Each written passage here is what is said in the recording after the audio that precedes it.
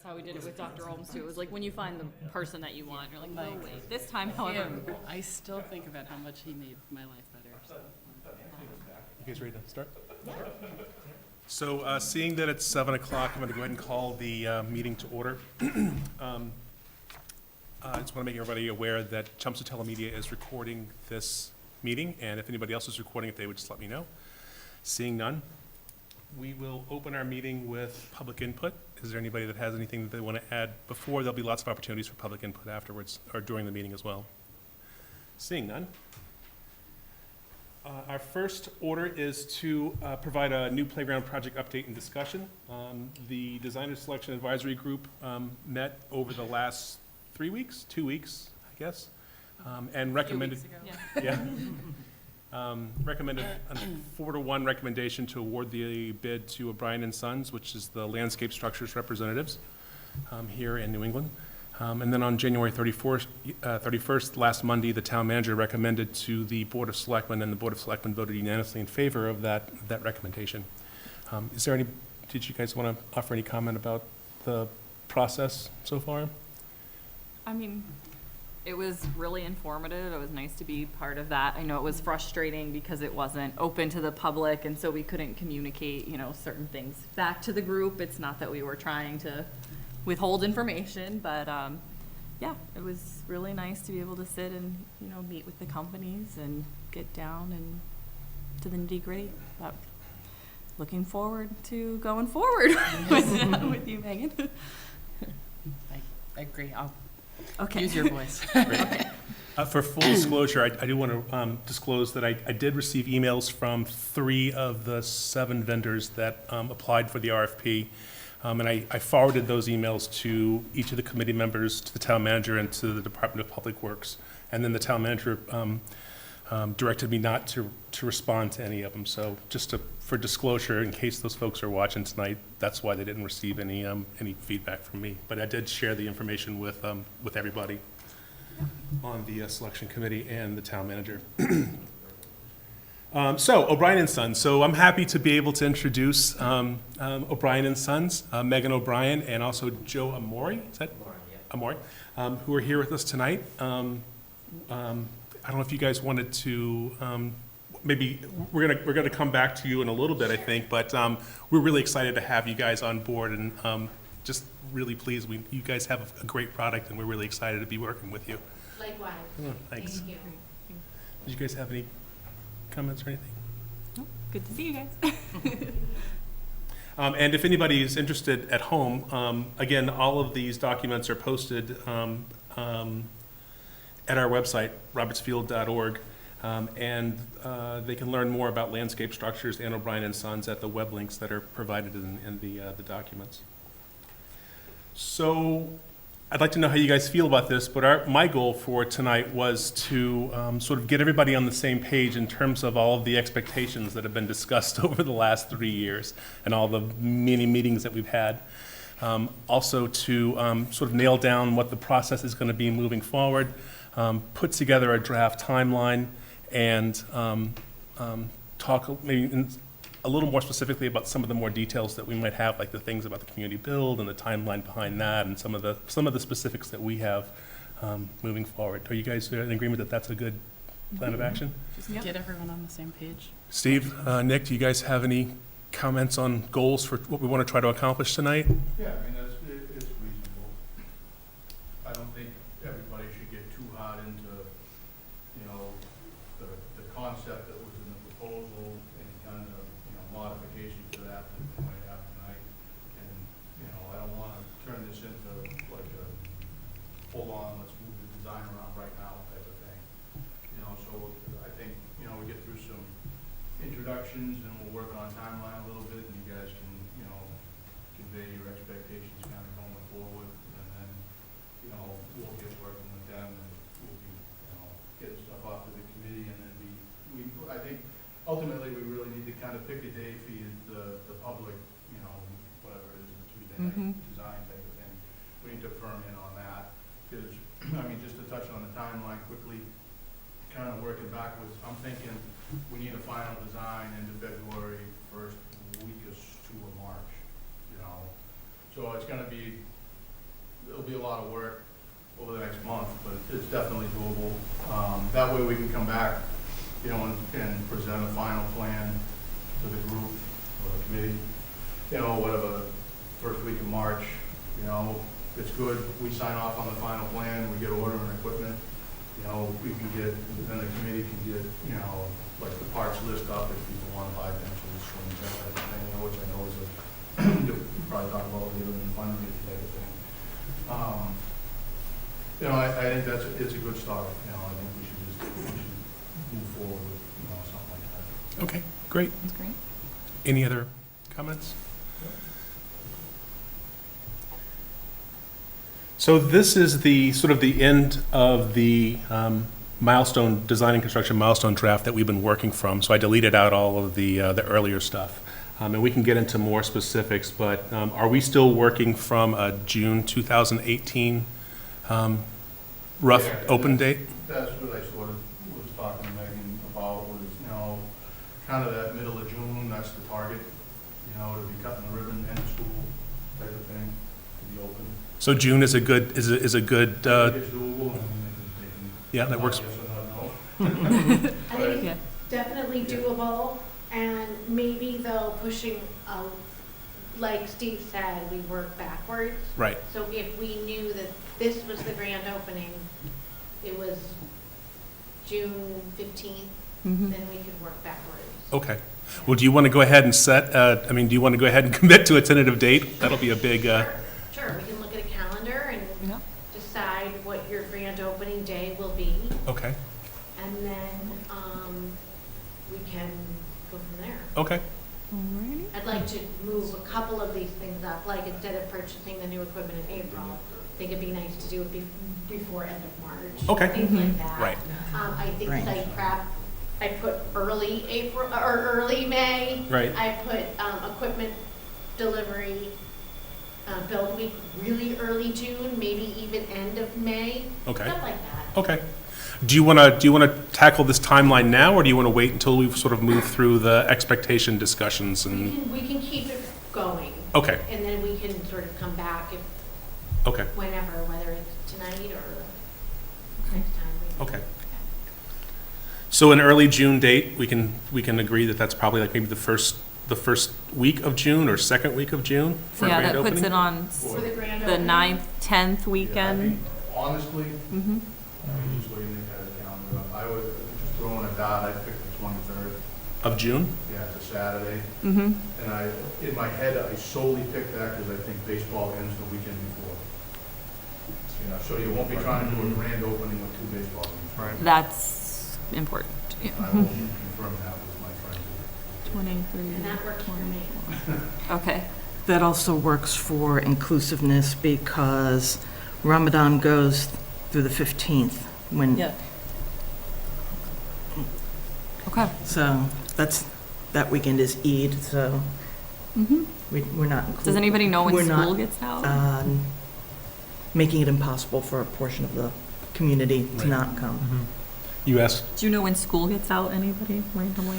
Probably around then. right? Later than that even? it's Okay. after Labor Day, right? Uh-huh. No, you're thinking of That's school when it's starting. starting. Yeah, all right. Okay, I mean, I don't know. Okay. Depends on how many snow days too. Okay. We haven't That sounds figured like a one great, out yet. a good weekend, so. That's either the weekend right before or right after it Mm-hmm. gets All right, out. and I'll also commit to, once we have a rough schedule in place, I will, if you want to check with baseball, I'll go ahead and check with lacrosse and copy baseball on it as well, just to make sure we have those dates back then. Okay. So if we go for the 23rd, when would you want to have the equipment delivered? Well, let's go to the community build day. Okay, great. I think it would be good to, so sometimes you end up with like graduation, like that first weekend, but that would be really great to do like that first weekend in June, which is the second, third. And really no closer to the 23rd, only because there's stuff that, and maybe even the end of May, just because there's still a lot of stuff to be done after the community build. There's definitely, we have to get down the sub base for wherever we put the poured in place rubber. The sub base has to go down, the rubber crew has to get in, Steve has to arrange for the wood fiber surfacing. There's gonna be a whole lot of it, and that's gonna be a lot of horse labor and some manpower. There's gonna be some walkways. It's, you know, there's a lot that's gonna go on after the community build until the grand opening. So I think no later than the second, third Okay. of June.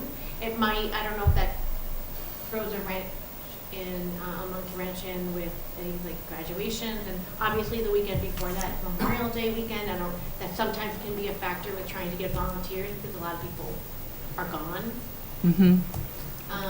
But anyhow, we could look at the second, third, and maybe make sure that, I think I can deal with it. I think I can deal with it on my end, but he's got a lot of work to do too. I'm sorry, could I ask you guys, I know I said we were going to wait, but could I ask you guys to go ahead and join us at the table so that we can be sure to pick up the microphones? Wherever you want us. If you don't mind, thank you. Sorry, it's sort of hit and miss now, but. Just so that everyone knows. Steve, you want to join us? The last day of school, Yeah. Could you the grab one more the chair, last day Joe? of school for kids is the 26th, and then the last day for staff is the 27th. Okay, so if we don't I have still more haven't snow found days, the good to know. graduation dates, but my guess would be the 9th. Okay. Perfect. No, these dates seem very reasonable and doable. This is a little out of order, but how many days do you foresee the community build lasting? It's a good point, or a good question. So if we're just talking volunteers only, once the holes are dug for the equipment and we're coming in as volunteers, I would say the Saturday and Sunday should be sufficient with approximately, I mean, I could talk for 4 hours about the community build process, just so you know. So I'm gonna try and not go too deep, but yeah, I would say 2 days. And about how, just off the top of your head, about how many people do you think? I would say about 50 for Okay. each day. And we can talk more about not trying to go too much higher than that. There's a downside to going too much higher than that. And also the way to maybe get people to commit without tossing their whole day away. You don't have to have people that commit for a 9-hour day or an 8-hour day. Yeah, I was thinking like setting up, I kind of feel like this might be where I can not shine, but really help, like kind of doing, setting up shifts for people, and even potentially having childcare.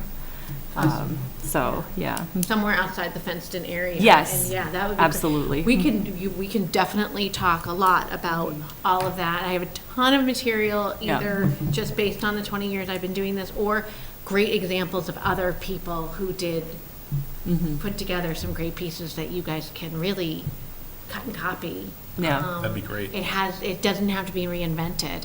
But I've in that box, I have a stack this big Awesome. of stuff just Great. to talk about for community build. Perfect. So, there's a lot of support that I can give you on the community builds, but we could talk about like how long is a good amount for a shift, because you don't want to do like an hour. That's Right. not enough to sink your teeth into. Right. But we could talk about all Okay. of that, and that way people have an out if they feel like they want an out. A lot of people don't take the out, like they're having a great time and it's a Right. great positive process. We could so- do 3-hour shifts or something. I think, yeah, like 3-4-hour 4 or shifts. 5. Yeah, we'll figure that We out. have early start and all of that, but yeah. And Great. for the 50 people, that's just laborers working on the playground. That's not support people like childcare, like food and water and stuff like that. Right. Okay. You bet. So I'll make a note of items that we want to address at a future meeting. Yep. And make community build as one of those, so we can go into a little more depth on that if that works. Definitely. We could Yeah. talk, we can have a whole meeting just on the community build process. And we can get smarter about the materials and stuff that you brought, so that way it won't be so much of a learning curve. And I can leave us behind a lot of stuff so that Okay. you guys can get a jump start on, as a committee, sort of going through it all, sharing it with each other, and then having a lot of comments, questions, concerns. Perfect. And Right. then I come back to the table. Excellent. Wonderful. But just keep in mind that a lot of that stuff is, just consider all of it in rough draft form. Sure. Because it's not site specific, because Right. we don't have a design yet. Right. But it's a lot of good food for thought. So if we looked at June 2nd and 3rd for the I'm just community gonna say, build, it looks like June 2nd is graduation. But I knew it would be a graduation, so that might be a volunteer issue, or you might feel like those people have older kids. It's up to you guys. Well, that's a good point. Okay, so this is grad. What day was Can't go the so week we- before. We But can't the do the week weekend before? before is tough. Memorial right? Day. Right. probably. You're gonna Oh, it is lose a lot of Memorial Day, then we people. definitely can do Yeah, that. that's what I mean. Yeah. So is that, is, It's and the just 9th is too late, I would not be comfortable. opening 2 weeks later. Right. He's got a lot of work to do, and I've We all got got some a work lot to of do, and So would we not do any community aspect to the laying out of the wood chip Oh, you definitely could. stuff? definitely. I mean, would that help? Yeah, with- I mean, like. Have a second day. But not, no, but like at least a couple weeks after, only because I've got to put down, there's pathways to put down, and then there's poured in place rubber to put down. And you can't bring the wood fiber in Yeah, that's when all gonna there's cure. a lot of Well, it's finish work curing. that needs to be tied right in. But it could be like the Saturday before or something, we do another Totally. Perfect. 8-hour day and we'll just Okay. bucket in wood fiber everywhere. Call it a and the second, band of second people with volunteer rakes shift. spread it Okay, or so something. We'll Or this is second where I volunteer. need to be We'll brought figure that up out. to speed, because I thought we were trying to avoid the use of the wood fiber Let's as much as save that for our possible. expectations. So Okay. there'll be some wood fiber.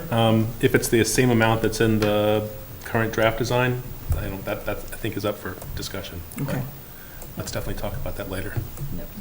So we'll just keep going with our timeline then. So, the equipment delivery, do we need to say when you would want the equipment there? I would that the next say that the ordering of the equipment. So you've got April 20. So if we go just 1, 2, 3, 4, 5 down, Yeah. you have April 2018 purchase new equipment. I'd like that to be brought to mid-March of the purchase. Mm-hmm. And the delivery could certainly be just, so I have, currently in the RFP, I have a general contractor, a professional playground installer doing a lot of work. Like the pavilion, that's not a community build item. If we keep the tower, that's not really a community build item. He can, and what he'll do is he'll dig all the footings for those, erect and assemble something like the netplex, one post on the 2 to 5 structure, just some great things that we don't have to go 23 feet up in the air. That's not a community build.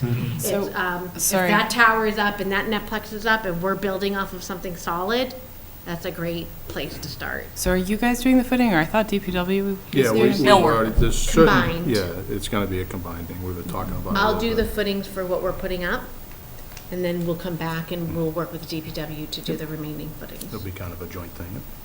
What kind of remaining footings, like, Like every piece of equipment has footings. oh, okay. So anything that's like tower or height, you guys will do that because I guess liabilities and stuff, right? Is that why? It's just not a community, but you need a lull. Hmm. You're going 23 feet up in the air Okay. to get that roof in, so you would need like a lull, you'd need, There's certain things that they Waste. wanna install on this, the certain things that we'll cables do. are really tough on trying to put that netplex up. So what we would do is we would build that piece, pour the concrete for that piece. So that means dig the footings for those, let's say the tower and the Right. netplex. Let's just keep it simple, whatever. Dig all the footings, there's like a huge footing in there for the tower. Dig all the footings, erect and assemble the associated pieces on those two. Pour the concrete, let it cure, and then we come in, we dig the rest of the footings for a lot of equipment. And not really a community built thing to sit around digging holes, because you really have to do one hole at a time, right? Right. And so you have to measure, remeasure, clean out the hole. It's not an exciting community build. There'd be 50 people standing around watching 3 people dig a hole. So of the stuff that's on your design, what sort of stuff is community build? Because, Everything other than the netplex, the tower. so is it's like the 2 to 5, or what, are this one community build, Sure. and that one? Yep, Like and she we're said, gonna- they would put in like a base, if you will, like One a couple footing. of the footings, and we'd build off of that. Yep, so you have a nice solid concrete piece to move off of. So it's the tower in the back that has all of the pieces coming off the 12-foot Right, I expected these two things are community, Exactly. I mean, are not community. Right, but everything in between, certainly the things on the first level of the tower.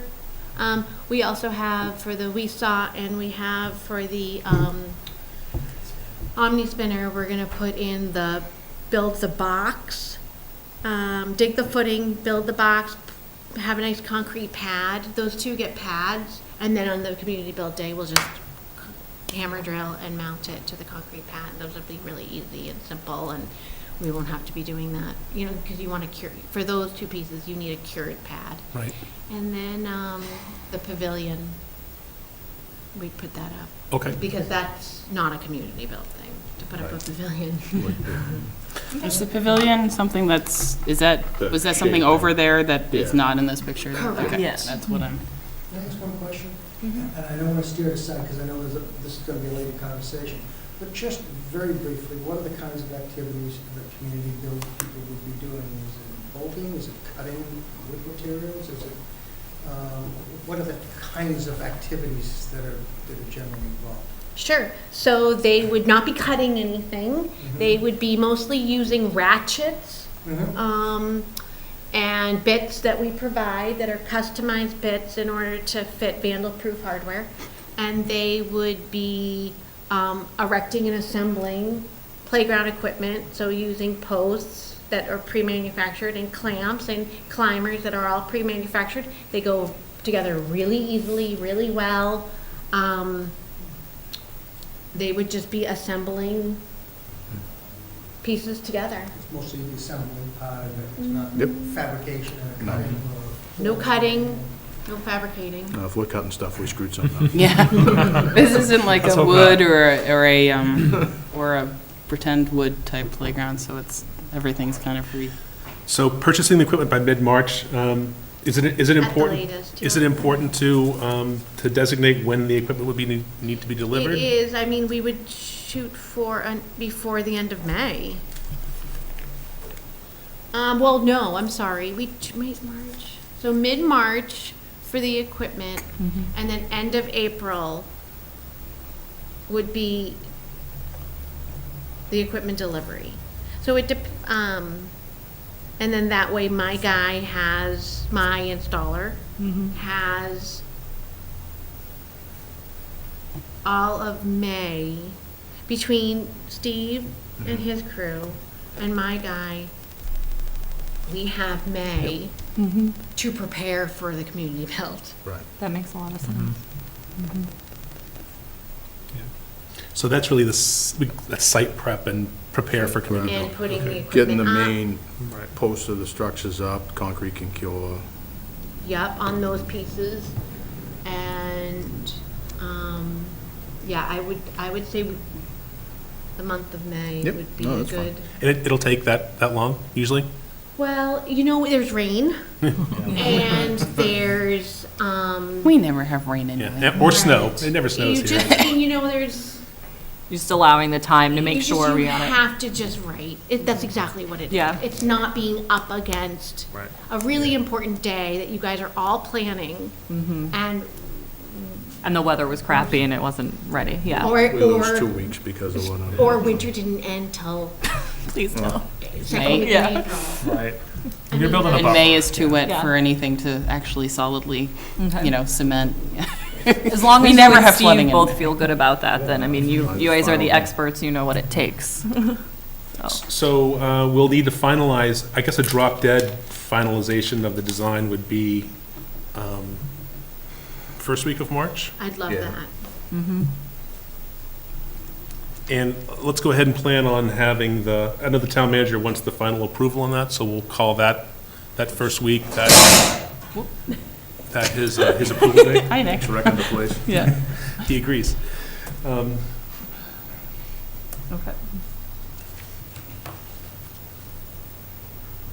Oh, you said, okay, Paul So- wants to approve that. Does that have to be approved at a town meeting or just No. like at his office? Okay, I think doesn't have just to at be his a office. formal thing, okay, And I'll I didn't- print one and drive it up here.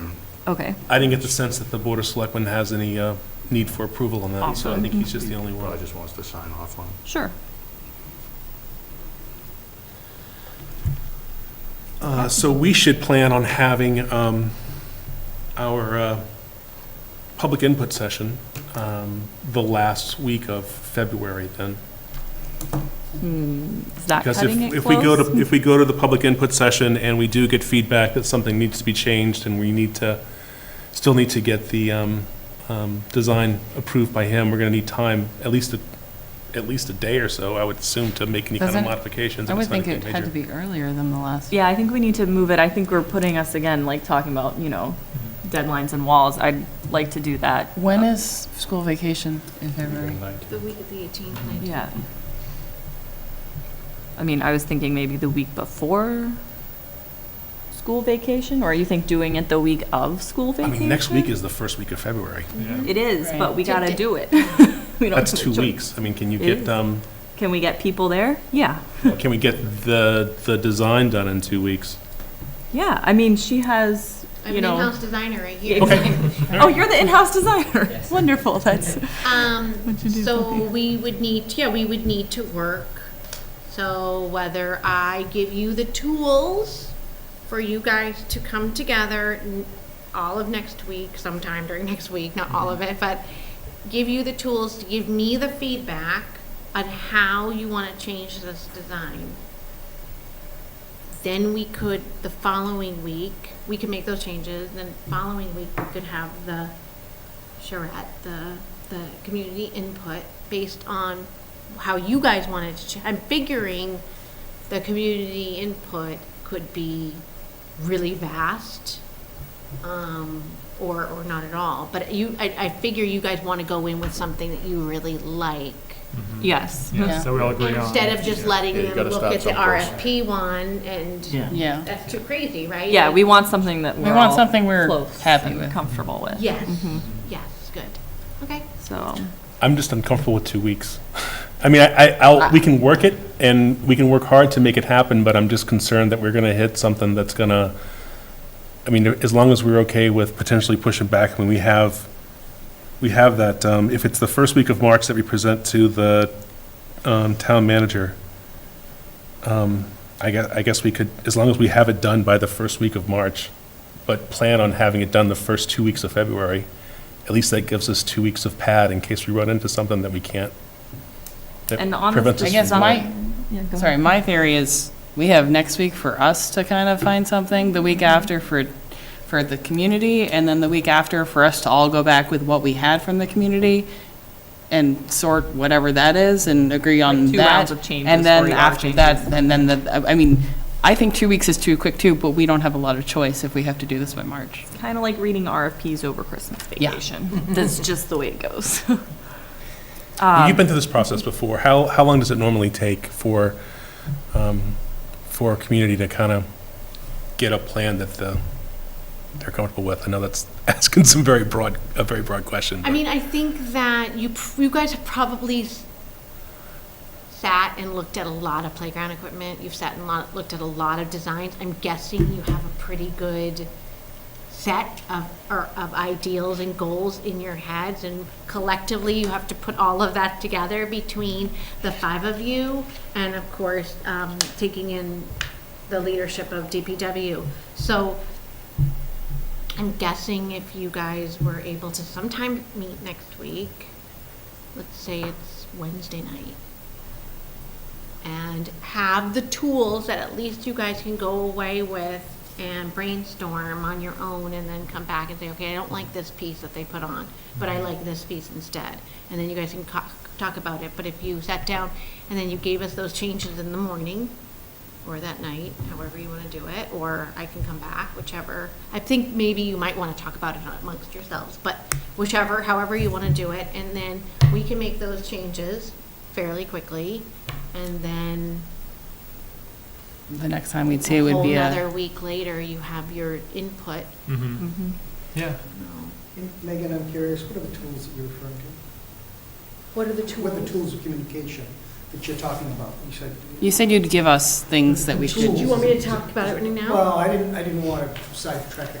I didn't know if you could answer in a sense or two, if not. I will have the So basically, I provided a plan to this group through an RFP, and it was certainly a plan that was based on really not sitting down with the group. So it's sort of pie in the sky.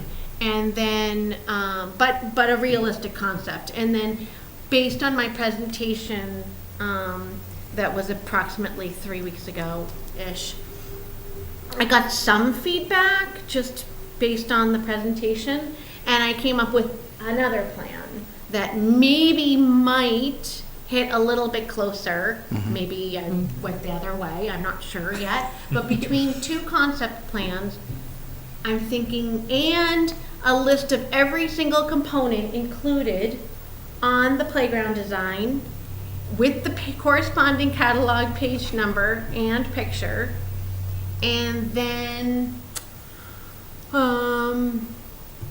pretty much based on that whole catalog, and then narrowing down those components on that design, they'll be able, and having that layout and saying that they want to move things here, want to move things there, it would be enough to at least allow them to get a little bit closer to the concept and their goal, their vision. Okay. Do you use a physical model or a CAD or just sketch? We use CAD, AutoCAD, and we use 3D designs. Yep.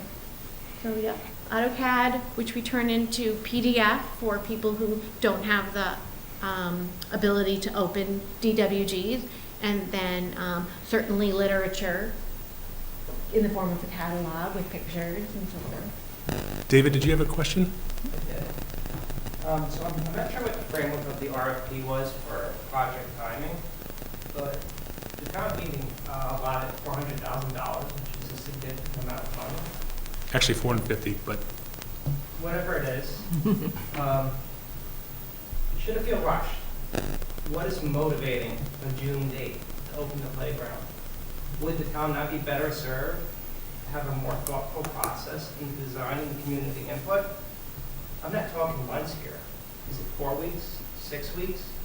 Something where people feel good that the input wasn't a perfunctory activity, but something well thought out and a good exchange. So I would strongly encourage the committee to think about that June date. I think a month of design Yeah, it's plenty. is hopefully, I by all means want community input. I also know that we have a lot of kids who are going to be very not happy to have no playground for the entire spring. And you're already into June. And I understand that you want to not rush this, and I don't think we want to rush it either. But I think that there has been a lot of thought about what should go into the playground prior to this month. I think there's been a lot of input as to what can go into it prior to this month, and I'm not saying that we shouldn't get a lot more information from people this month, but I think a month is a chunk of time that we can get, we only ever talked about doing one design day. So if we extend it farther, would you expect another design day? I'm not here to debate the committee. No, I'm wondering what you're thinking in terms of more public. Just what I'm hearing, it's feeling like your timeline is a little bit tight. And so my question to the committee is if you feel that that June date is a good date for the committee to meet all of your project goals, then that's great. But if you feel like it's feeling too rushed, then you should think about extending it, right? I don't think that having a playground for 1 month less time with the life of this playground, in the grand scheme of things, is going to mean a lot. If it doesn't fit. No, I understand that. So I would go to you and ask your expertise. You've done this a lot, right? So from a timeline perspective, do you feel like this is reasonable and doable? Have you gone through this process in this matter of time? And then also, when we do map out the timeline and look at breaking it into blocks, and then saying, okay, for this timeline, here's what we need to accomplish. For this timeline, here's what we need to accomplish. And then understanding what we need to accomplish in each timeline, is that reasonable? We really haven't gotten down to that level of it yet. We're just kind of scoping it out. So once we do get to that level, I think we'll have a better understanding, whether or not we need to push that out. But that's a good point. I'd like to also hear from Steve about, because a lot of this is going to depend on your availability. No, first, I'll talk to the timeline a little bit. Nick and I kind of picked the date, the end of July. We were trying to time it around the end of school. You know, and that's kind of been the date we've talked about all along. Because of the way we ended up with the RFP and having the 3 companies come in for the interviews, I had kind of sort of built that little bit of buffer between those 2 selectmen meetings, you know, in case we had to do something like that. So we're almost already kind of 3 weeks behind. If you remember, I wanted to be awarding this on the 8th of January. But, you know, we extended the process because, you know, everybody was kind of grouped together, so we interviewed companies. So we're kind of, not to say we're 3 weeks behind, because I kind of built that in my head when we looked at the timeline, but this is kind of, I mean, Nick and I were just thinking the end of school, then the kids are out, and here's the brand-new playground. So if we want to push it till after the 4th of July or something like that, I mean, Well, I mean, I think the timeline that we set out is a good one. I think the goal, No, I right, think is in mind with the children and having the time for them to use it during the summer. I think it's what we intended. For the parents But that need their again, kids out of the house and to Sure, do no, and I think, something. exactly, it's a good goal, but to his point, you know, we need to look at the Nope. scope of the project and really agree on, okay, we can do this, right? Bill, you were concerned with 2 weeks. Yeah, and I still am. We need to, I think, really map it down as to what we need to do during this time period and say, yes, we can do it, or no, we can't. Before we do that, can I ask one question? Yeah. So if after the design's approved, how quickly can it be purchased? Like, is that a next day kind of thing, or is there a? because, I mean, technically, we're not under contract yet, because I just gave Megan the contracts today. So, I mean, by the time we get to whatever, the first full week of March, if whatever the Wednesday of that week, come up here, Paul looks at it for 20 minutes and says, you know, this is great, gives it his blessing, you know, I'm on the phone saying, go. So if we need to purchase by mid-March, we could conceivably have the town manager approve the second week of March, which would give us 2 more weeks effectively of planning, right? And not really mess I mean, I anything up. think there's a little bit of time to move, I mean, school vacation week in February kind of Messes things up. muddies the waters a little bit. If you did it school vacation week, you might get people, I don't know how many people, I don't know, do people still fly to Disney World school vacation week and deal with 8 million people? But that's not going to Like, affect, yeah. but moving that's not going to affect that though, right? Because we still have to purchase mid-March, so. Yeah, but I mean, you seem to be concerned about having the public session 2 weeks from tonight or something like, is that the 2 weeks you're talking about, or am I missing the point?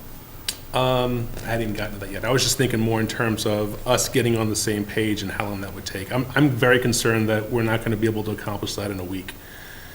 Oh, us here on this panel? You don't think Yeah. we're gonna- We haven't even gotten to the expectations yet and talked about, you're saying that we don't want wood fiber, right?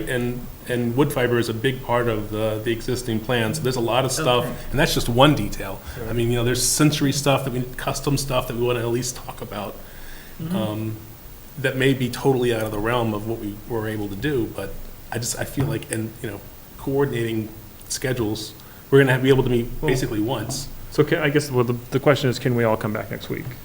Right? If we can, then we can maybe, Can we all come back next week with all the information that we need to do it? I wouldn't be comfortable doing it in any less than 2 weeks. I'd be more comfortable with the 3-week process.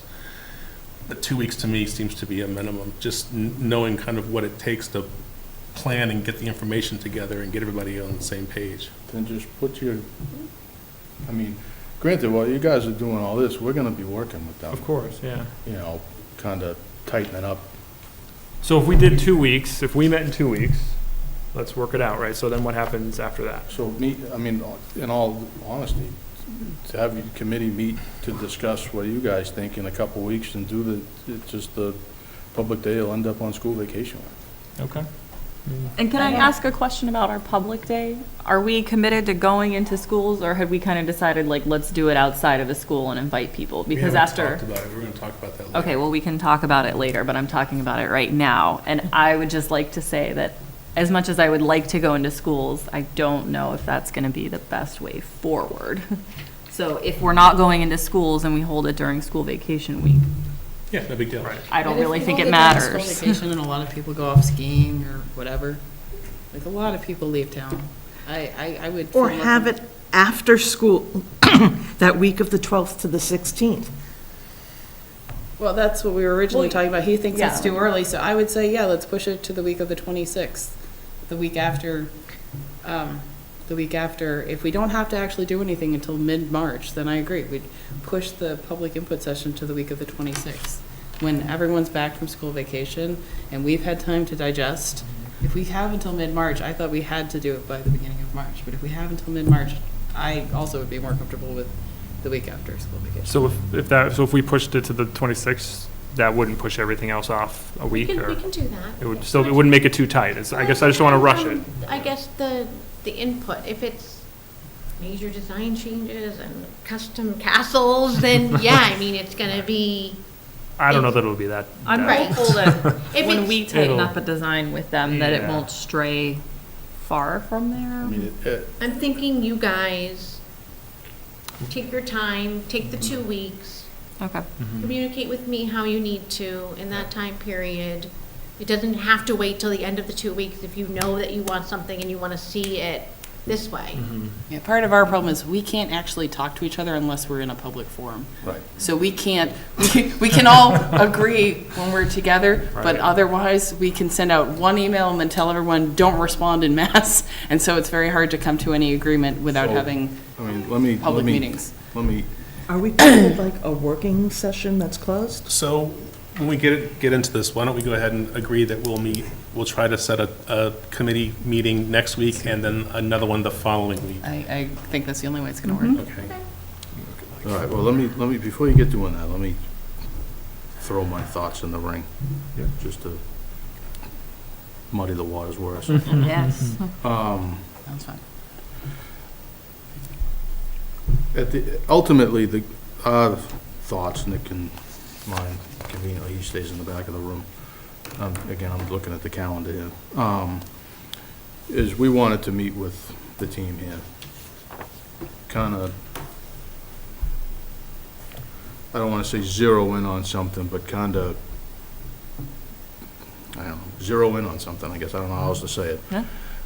Present it to the committee, let you guys look at it. So maybe this is what we do. We meet with these folks over the next week or so, you know, internally down during the day, come up with something, get it off to everybody as kind of like, you know, the first run at it. It's not gonna be what's in the proposal. It's probably not gonna be the plan we were looking at earlier, but it's gonna be something, you know, because you gotta start someplace.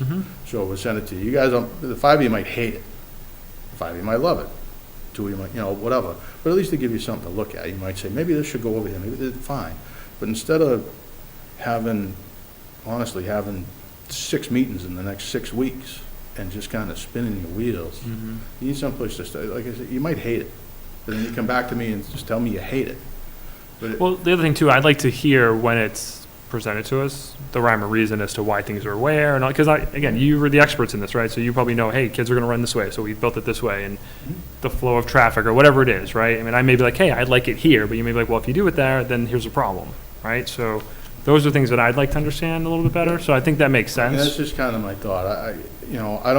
What I don't want to end up happening is the town is headed one direction and the committee's headed in another direction. I don't want to, I Right. don't want to do No. that because it's just gonna, everybody's gonna waste their time. Right. So, I mean, I think if we can get on the same page tonight, and if not, finish this Well, I- tonight, I mean, I think, again, the goal of tonight should be to get some expectations back. Right. And then they'll hear it, Nick and I'll hear it, and then we can sit, kind of compress those and present you kind of what we all come up with. Yep. And you guys can fine tune it from there, and if we gotta tweak some stuff, and then you go to your public design day with kind of stuff that we've seen, you've tweaked, we tweaked or whatever, you know, then you're going to the kind of the design day with kind of something hanging over here that's like, this is kind of what we're zeroing in on. Who knows, the 11-year-old kid that lives around the corner might come and have a way better idea than any of us. I don't know, you know? I mean, but I think everybody we need something to look at to start with. And it's not what's in the proposal, you know, but we need something to start with. We can't just be going haywire, you know, everybody doing all this, because it's just gonna be, you know, So wasting I agree with you. valuable I time. think that if we can just get our expectations out, just kind of get everybody on the same page, I think we And then- can you guys turn that around in a week? But, yeah, I mean, Can you guys come back to a meeting next week so that we could talk about what your changes are? Because I think if we just have it and then we, but I think you're missing what I'm saying. I think, we need like a week or so to get together, design, and then Right. I'll email you out a plan. Mm-hmm. And then, so not So next we don't week, need to the meet- week after. Yeah, we can Have meet the a week of the meeting. 12th. You guys have all had an opportunity individually to look at it, Mhm. have comments, concerns, questions, you love it, you hate it, whatever it is. We come back, discuss kind of the theory, answers questions, all that stuff. And if you have comments like, the swing should be over here, the big thing should be over here, that this should go this way, we think this might be better here, leave it alone, whatever it is, then we can kind of retweak that a little, go from like a 50% design to a 75% design, bring that to public information, public design day, whatever it is. People can look at it and they can also comment on, geez, similar to what, but I guess my ultimate goal is we need to start someplace. Okay, so if we can get on the same page today, right? Yep. Then what day next week can you send us this I plan? guess I'll have to talk to, We'll have to set up a, yeah, when I'll we're set both something up, available. well, with these guys and myself and Nick, and we'll hammer it out someday. They'll get working, turn it around in a few days and we'll get it off. So I would think something, I don't know, okay, but is it 2 weeks before we have anything to do with the design again? No, I think what he's saying is he'll send it out to us next say, week. We'll have the a week from opportunity to now, look next at it. Wednesday, you get an email with, a few PDFs in it showing kind of after comments tonight and after we meet, this is kind of what we're thinking. So, And then you guys can chew on it for a week. You come back here, whatever, 2 weeks from tonight or whatever it is, although I think 2 weeks from tonight's Valentine's Day, so I don't know how that'll work Yeah, for probably not. Probably not. everybody. Probably not good for Oh, some. wait, really? maybe You better guys for do others. stuff? No, we don't. No, we I don't. figure someone might. We have kids. so can a couple of us be involved in that meeting as well? And that way it'll help to kind of, I think, facilitate it moving forward, because there may be questions about what our expectations are, and that way those two, whatever can Doesn't help. matter to me. What can I challenge you? What is it that has to be public? In other words, on one hand, I'm hearing that committee meets and talks, it has to be public, but on the other hand, you're talking about maybe having a couple of people from the committee involved, which sounds like a great idea. Can you do it, though? Yeah, why not? Yeah, we just can't have a quorum, that's all. We can't have three. You can have a couple. So you mean like have another 2 people Yeah, come? because what was, we're gonna do it during the day, so. Right. Can I bring my kids? Just kidding. Sorry. Can they play on your truck? I know. That's why I said it. That's why I said it. All right, so you guys You will saw what schedule, happened when my children crashed the meeting. so you guys will schedule a meeting sometime next week. Yeah, I'll talk to that. It'll be a meeting of you guys, a couple of us, and you guys. We'll get through the expectations and the questions that we have tonight, so everybody's sort of on the same page, right? And then we will have a public input session on the week of the 26th, Yes. right? So then But then, we'll have a committee meeting, not this next week, but the following. The week of The the week 12th. of the, Uh-huh. Right. the week of Valentine's, but not, Yeah, the week of the 12th is a, apparently doesn't Committee matter to meeting. most of us. yeah. but yeah, so then the week of the 26th Week. would be a public thing, and Right. then, preferably earlier in the week, like Tuesday or something like that, the 27th or 28th or something. That gives, myself, Them Nick, and these guys time to digest whatever comes out of that, make any changes necessary, maybe have a final design the beginning of the following week, get it off to y'all, and Okay. if you want another That's it. meeting or whatever to talk about the final push, and then you're into the, let me back up here, into the week of, March 5th or whatever. Mhm. Yeah. So, I mean, we're still, We're still on our time. you're still doing fine. Mhm. Okay. I like it. So let's go ahead and schedule our meeting, then we can knock that out while we're Oh, on point. okay. The week of the 12th? So these are the dates that are available for this room and for broadcast. If we need to move these around, we can do that. So maybe Monday the 12th, even though it's not, it doesn't look like there's anything that week in this. Right, that room's available the 12th. I could do the 12th. Yeah, that's fine. The 12th? Mhm. Okay.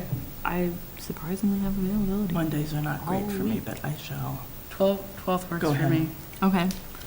Scheduled for 2/12 at same time, same place? Yes. Okay. And at that meeting, we'll have a draft plan presented, Mm-hmm. right? Yep. Yeah, and, I'll try to get it out to you. Couple days. Oh, The week The prior. end As much as you Way can. The end of the before week the before. weekend. Draft plan presented. Yeah, if we have over the weekend, I mean, that's. yeah. Yeah, I imagine we're in like a Can you give, interesting like, Thursday? Is that PW reasonable? phase. Oh, I would Next think. Thursday?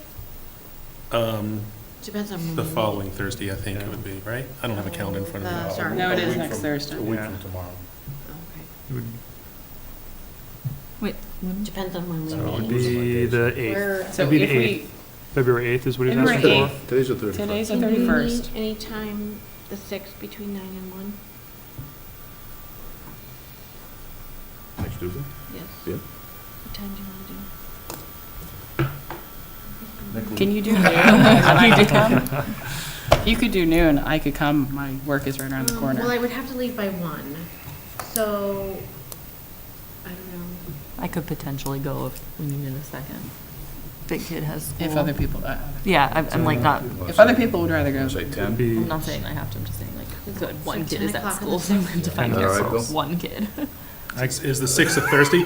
It's a Tuesday. Tuesday. Tuesday. This is awesome. People are probably watching. What the hell are Yes. these? So, You know, I Who knows could what do day it the is? Calendars, no one has And any idea. O'Brien. so we'll have a plan On by two- by Thursday the 9th then, right? 6th. Friday.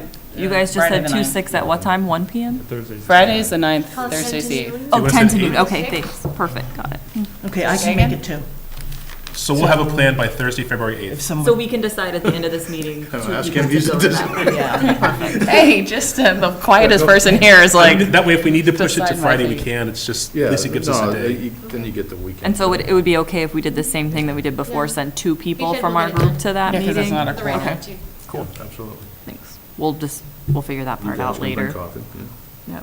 oh, no, I Hey, did bring it's fine. Can you come with me then? Girl Scout cookies because I bought an immense amount. So if I did anyone not bring wants- my smoothie this time. Can you guys, do you want to go ahead and schedule another committee meeting prior to the public input session on the 19th, the 20th, or the 21st? Let me find this, hold on. Going, So it'd be the the 12th. week of February vacation. Sorry, say that again, what days? The 19th, the 20th, or the 21st? 21st. I think I can do any of Yeah. those days. I'd rather, I can't do the 21st. I can do the 19th or the 20th, though. And I'm available all 3 days. I think I'd rather a Tuesday than a Monday, but I don't, So the 20th? does that work? The 20th, it's a good day, Mm-hmm. according to that. It is. Okay, and so 2:20 for us again. Same time, same place. And what time? 7 o'clock, and it'll be We'll here. keep it a So regular time. Tuesday, Mhm. February 20th will be the next meeting that we have after the 12th. Yeah. Yep. While we're here, do you want to go ahead and, I'll need to check the availability for the police station, but is there a bad day, the week of the 26th?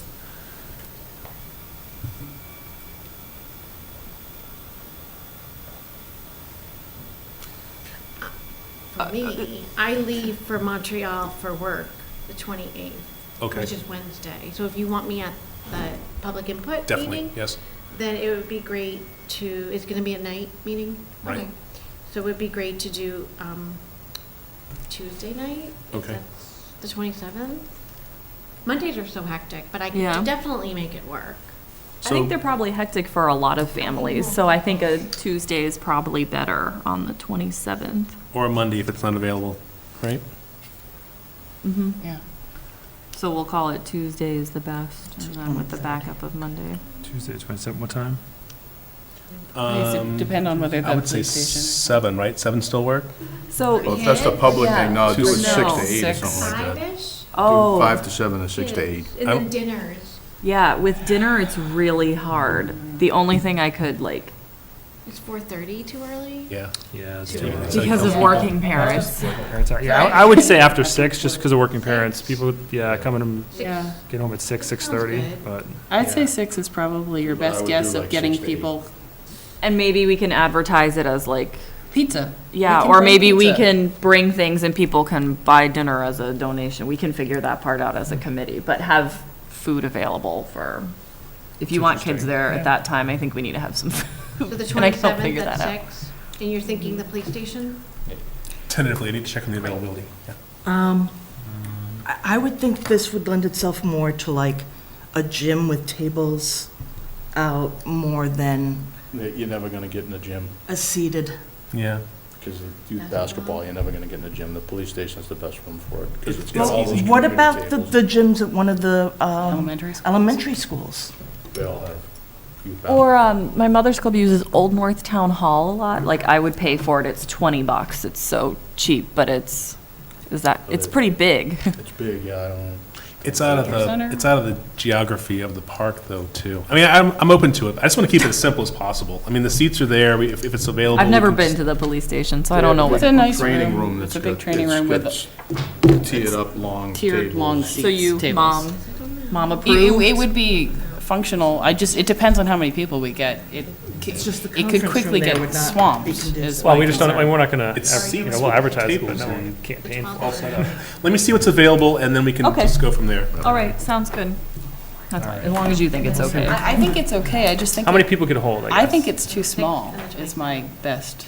Well, we had holds the last public input session there. Oh, 80 people? That's. Yeah, we're but gonna have more that's than 80 not people. when we had children there. I don't, If you worry about how much Survey space a kid kind of takes. equipment I and I don't know if we you get 80 have, if you people. have 20 families, you've got 80 and do people. their input. I don't see If you have it 20 as a very families, you got 80 static. people. We, You got we, one we situation. need to all right. focus on talking one person at a time. Sorry, go ahead. I don't see that public input session as something with decorum and with static kind of things, because you're talking about kids looking at playground equipment and thinking about what their dream playground looks like.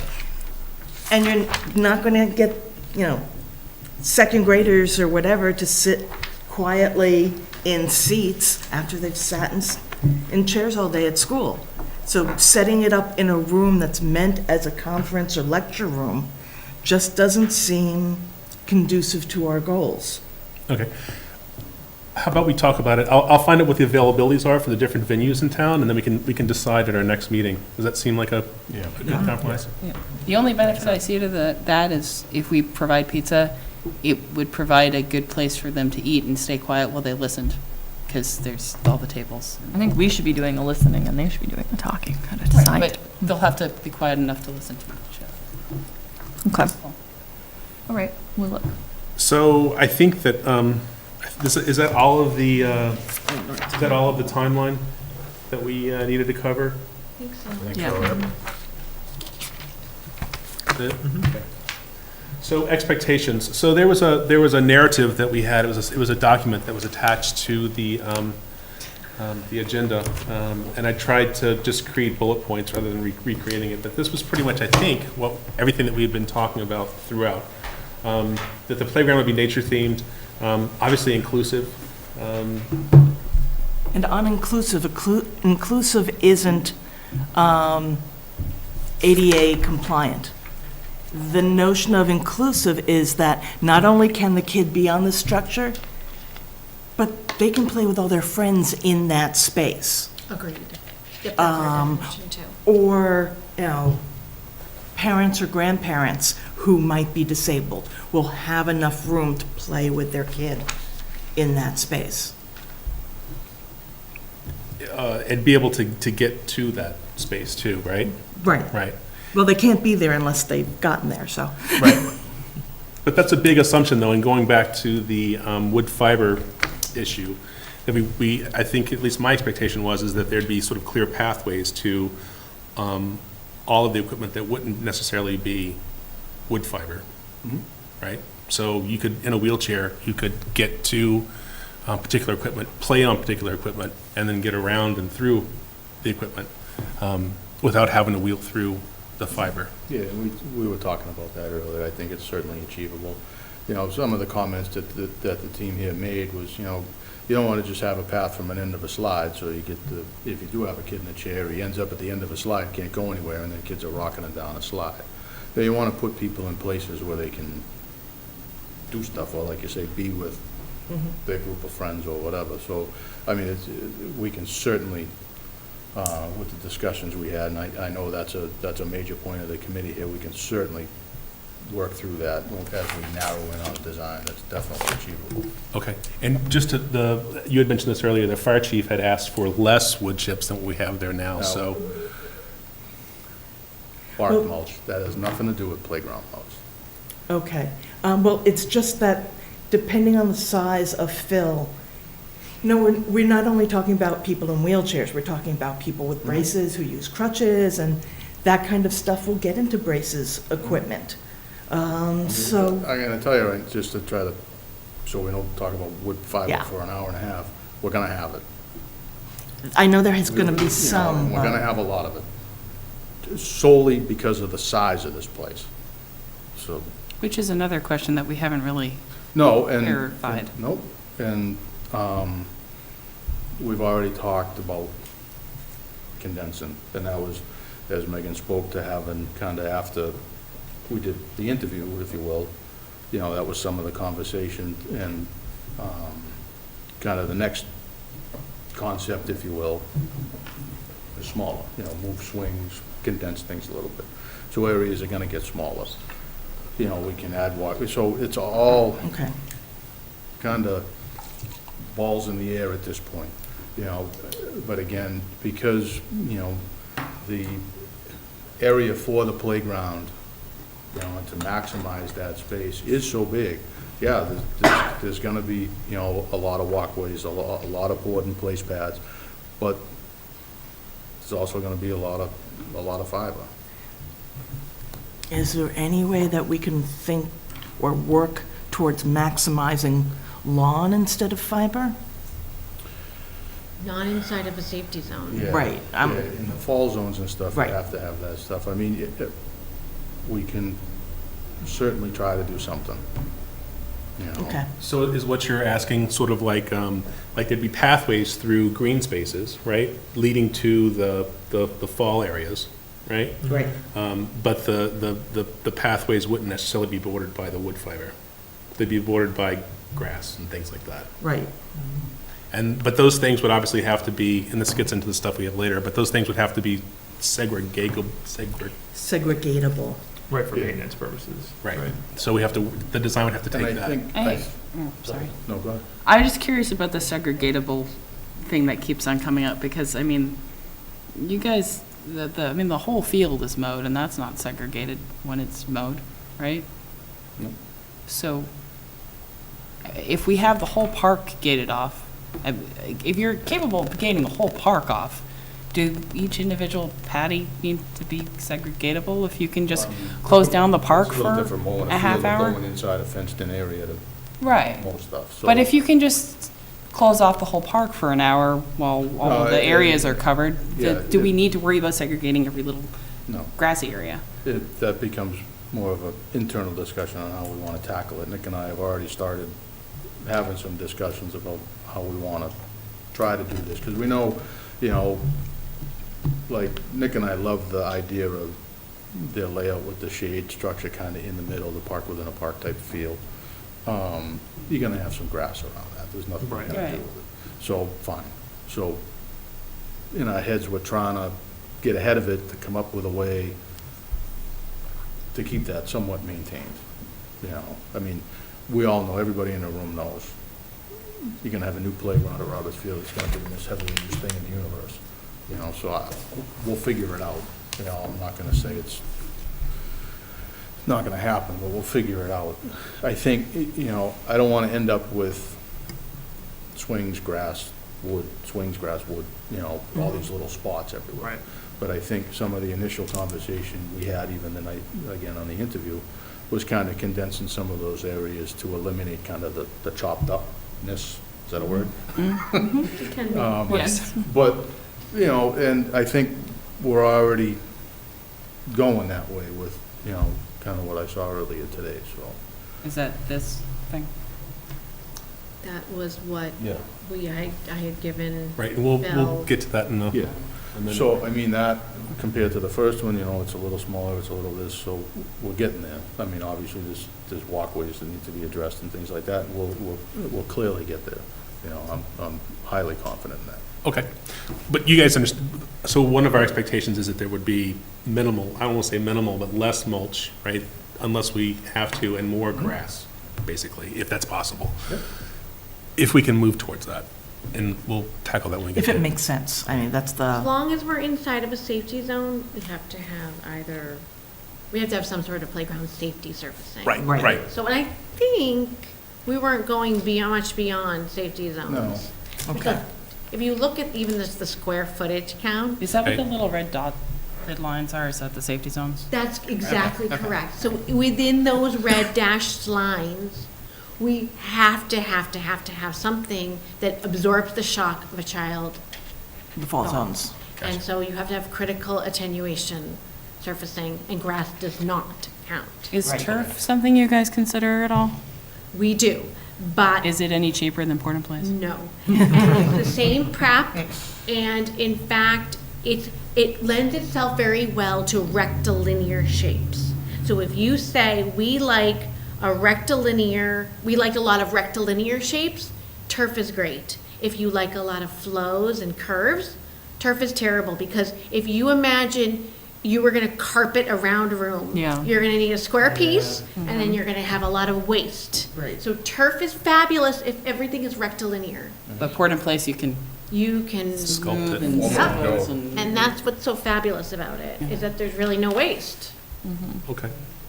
So, continuing, one of the things that we've read a lot in the surveys were that they wanted the playground to be a sensory-rich environment, and I think that you guys your equipment does that for sure. Thank you. And then encouraging the physical and social play for all. We talked about, our expectations are that we'd be able to incorporate some sort of landforms. We don't really have any specifics on what those landforms are, and we were going to sort of lean on you guys to come up with some ideas for that. And we understand that there's challenges with developing those, both in maintenance and just actually how do you create them and what are they? But maybe when the plan is put together, something will pop, and you can come back with some ideas of what Yeah, might work. when we get into kind of the internal design at the shop, I'll call it, I guess, we kicked around some ideas earlier that I think how we can supplement that. I mean, we don't, Have something kind of similar, Landformy? landformy-ish. formish. I mean, we don't want to make something just And the to, berms that we're creating become, like, Slide into I don't think we want to make something just to make something, but the goal in using the landforms was to give sort of an open, Yep. to capitalize on more of an open space where kids could kind of run and play and stuff, and then also to tie into what's now going to be known as the Wildlife Sanctuary at Roberts Field. So that was kind of the goal and the Yeah, and expectation there. I got an idea. cool. And then we also talked about creating a scavenger hunt inside and this would be sort of a custom thing, inside of the playground that would sort of encourage kids to go out and explore the other parts of the wildlife sanctuary at the park. And we had found maybe talked about maybe doing some sort of imprints with bird feed or animal tracks and those kinds of things. So whatever ideas you guys have around that would be great. I have one idea. I'm not expecting it to hit the mark, but we do have these medallions that we could attach to parts of the playground equipment or to natural parts like a tree or a man-made part like a fence. But we could have these medallions that are this big, and the kids could find that medallion and find where it is located on the play structure. I'm not sure now, I guess you could go all the way out to the nature preserve. I'm not sure that I know much about running outside the playground and the fenced-in area and continuing that. But if it had to do with finding pieces on the playground and having the medallion on a tree, and then maybe something that says find this somewhere on the playground, I could help with that, whether it was animal tracks or I think there's insects we have. Okay. I can show you that before I leave. I can show you what an idea for scavenger hunt. See, I saw the scavenger hunt as something separate as part of the wildlife and not necessarily in the playground, but that there might be a panel that at ground level that kids could play at, match the tracks to the animal or We have that. something like that. Find a particular pollinating plant or a particular tree or whatever I'll that show might be. you Yeah. that. Okay. Maybe I'll show you that. Maybe get through this. See, you keep on like, I feel like you have a whole box of goodies. Right there. You keep on like, and I'm like, I You want a want to cookie. see what's in. I mean, it's not a cookie box, but it's like the cookie jar, right? Like, I want to know what's in there. I'm sorry. We also were contacted by a volunteer who wants to create sort of a they paint rocks and The place Chelmsford rocks. rocks. Yeah, they place rocks all around town and people find them and move them. So they wanted to talk about possibly creating sort of an area where they could locate some rocks and they could kind of get moved in and out and they could have kind of an explanation. So I guess both of those things that we've talked about are sort of require customization. Is that something that you guys can help us with, or do we just sort of set up an area and then say, okay, this particular area is going to have a Something else we put in it that's yeah, got something this. that we get a volunteer to build, or you know what I mean? You Like, could how does do that it work? Either way, you could do both too. You could say, oh, that's a really cool idea. It doesn't really meet our concept, but then we have this local guy who's gonna do that, and maybe having both of those ideas would really add a little more play value. And does that work in the way that your process works to have the customization? Because this would be Depends on what customization you're looking for. well, like if you did a Chelmsford, like say if you did the Chelmsford Mass Rocks thing, you might construct some sort of a small pit out of concrete that would hold pebbles and then the rocks in it with a small sign that might say to define what the things are in it and how the things work.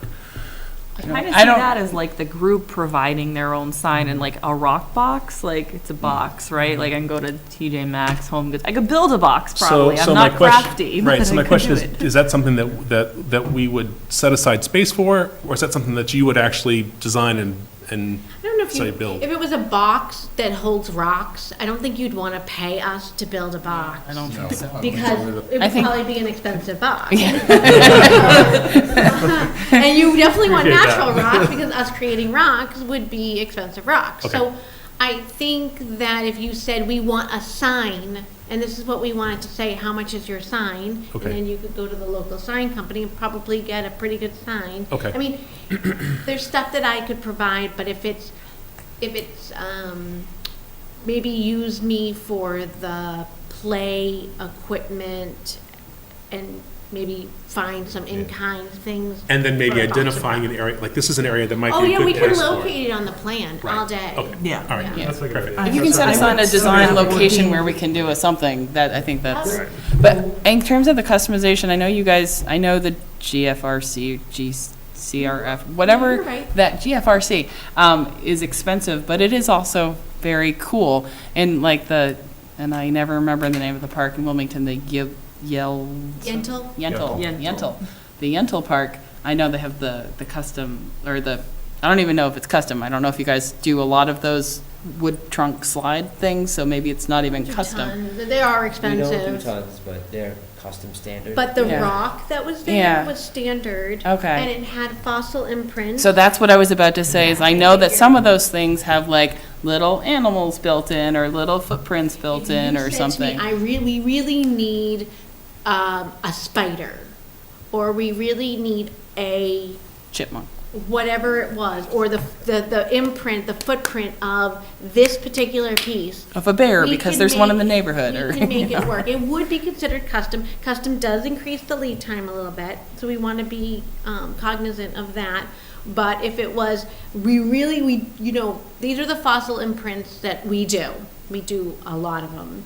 But we don't want any of those, because those aren't, New England this based, or. isn't from New England. So, I mean, we could get a little bit more in depth that we make sure that the fossil prints, I mean, it could be some, but the fossil print itself is great. And then maybe somewhere on the park, it says find the fossil print of Yeah. the starfish or whatever it is. If we knew what was on there ahead of time, we could incorporate that into our Totally, scavenger hunt. Totally, Or and then these footprints in any medallions. of the things, or. Barry, did you have a question? I'm sorry. Yeah, I'm just concerned that we may be channeling some dollars and time into the playground itself for things that could be done by us afterwards, as a separate effort. I think what we're trying to do is just to try to incorporate maybe the location into the design and then to capitalize on anything that they might have Yeah. prefabricated. And I think if they come back to the table with, we have this option, and it costs X amount of money, but we think that we can find a volunteer that could do it for nothing, then we can Sure. swap it out. Sure. But if they set aside a place in their design, it will still feel like more of a flow, like, will feel like it was designed and not just plunked. So this is what I mean by these medallions. So these are the panels that go along. So the panels, there's 3 options. So you can keep filtering through. That's one option, then there's a second option, then there's a third option. But that's an easy thing for us to incorporate one of those panels, and then those round Yeah, I was pieces like, I'm just are holding it. so- medallions that can be placed, for instance, on a post or on another different panel. So they could be placed on the playground equipment, but we could also maybe place one on a tree or on the shelter. the pavilion Bill, if you building. turn to page 2 and 3, I think you guys will see things that are more in line with what you were kind Oh, of right. thinking. Yeah, yeah. And even page 3 falls For in line with the pollinator pollinator park, yeah. stuff. Oh, nice. So it's just really like, those are the standard ones. That could be a clean, that looks great. And then we can, during the build, we can locate where the medallions go. I mean, the medallions we can meet the week after the Are, build. are the medallions textured, or is that a flat It's surface? a flat surface, it's called DGI. Okay. And it's a digital rendering. It's unbelievable. It's beautiful. But it's, I believe the medallions are aluminum and they are just a little bit bendable because we put them on the, you can wrap them on the post Okay. a little bit and then mount them. Or you can put them into a permaline panel, or you can put them, I'm pretty sure we'd have to use different hardware, but we can use like a lag screw. Okay. And we can lag it into a tree if you're not, I don't think it would kill a tree. Okay. 2 little lag screws Right. that are, Okay. approximately 3/4 inch. So, and we can establish stations out amongst in the park on the nature trails and stuff too, to tie into these if we wanted to. So as you guys are working through the design, that's sort of the idea that we had. And we have 2 existing kiosks, small kiosks for information set up, and we can always build more. So just so you know, So that could be just a cool little, it's it's beautiful. Yeah, those are cool. Any other comments on the scavenger hunt expectations or? I know what you meant about like whether they're tactile. We might want to find another way, not working with you guys, but another community way to come up with a tactile. I found a supplier of actual sort of 3D printed animal feet that we could actually stamp into something, but I don't know if that would, that depends on whether he's pouring concrete. right.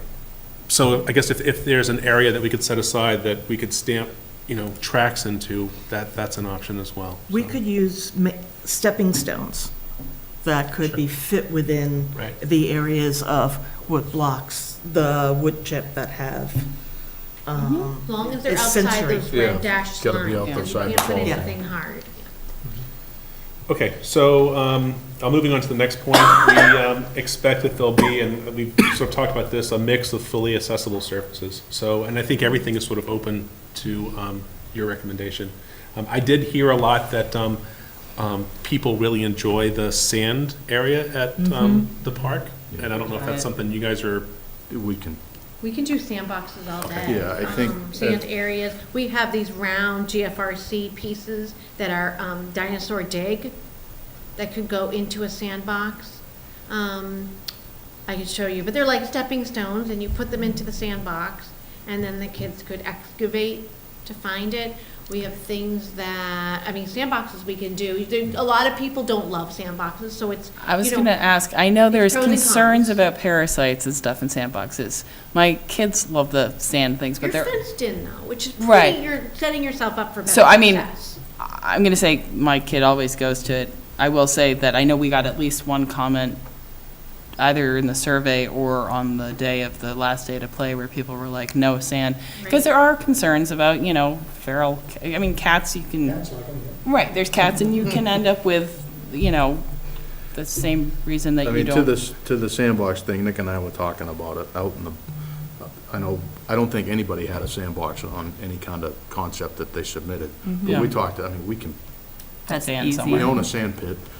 and- Good. And You just need edging. we just, so that's, we have I guess miles of and edge. that's- My only question is, Also- is there any form of covered type thing done for a public sand park? So we have covers, and they're awesome covers. We But no don't- one would put them back on at the end of the day. They're great.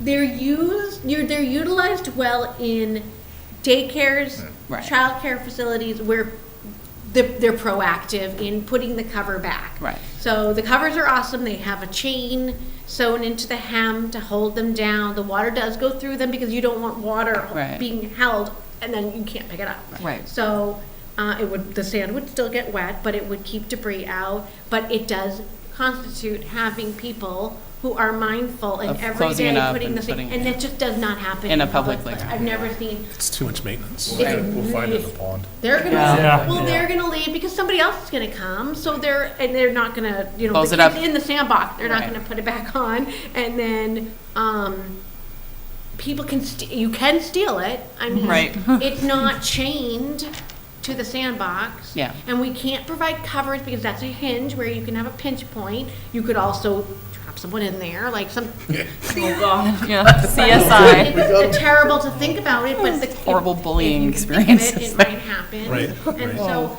it's not it's really. Okay, like forget a I brought it up. daycare We thing. shouldn't take any more time with it. I Okay, just, can- I know just it have a does- question for Steve though, but like DPW is comfortable, like everybody says, I know not everybody wants a sandbox, but like we're cool with it. Nick is, Eh. people are getting away from them a little bit. Mm-hmm. That's true. So was kind of his thing, so we talked about it, and I said, well, if, kind of in my, landforming-ish area, I thought we could, like I said, we got plenty of sand, and I know, if we did an area 15 by 15, 20 by 20, whatever it is, we can do that like nothing, we can do that. That's- Okay. And the Family Connection Playground not only has a huge sand area, but they've located it so that it is mostly shaded by the other equipment.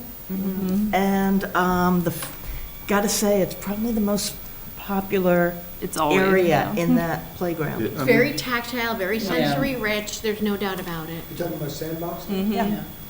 We can look at it, because, like Megan says, if she's got this small thing where you're digging for fossils type of things or whatever, maybe, your smaller thing is up towards the front where the 2 Little to kid 5 stuff area is. is. And then if we're gonna build a larger one, it's out towards the back. That Kind of way- like they have today, or had The prior to intent being. was, yeah. Yeah. Yeah, I mean, so maybe something like that works, I don't know. That Does- way the small kids have a spot and they're That's not a little getting more run over by protected. Yeah. the big. Does sand qualify as a fall-safe surface? It does, but it's not an accessible surface, so it's an It's not ADA. acceptable surfacing as long as it's 12-inch thick Okay. depth, and it is free of debris, so you want it screened and washed, right? And then it's 12-inch No toys, That's depth. a problem. Pardon? No toys in there, because they're gonna provide a problem. But it's not it's not an acceptable form. Okay. I'm sorry, it's an acceptable form, it's not an accessible form. Okay. Doesn't of follow surface. ADA Yeah. compliance. It definitely does not Worse follow than bark ADA. mulch to get. But people still it's definitely becoming less popular. I mean, I've put we have this thing called super scoops, and you Yeah. sit on Yes. it, and it rotates 360. Yes. There's an accessible one where there's no seat, and so a child can come right up in a wheelchair. And people put them in wood chips. Yeah.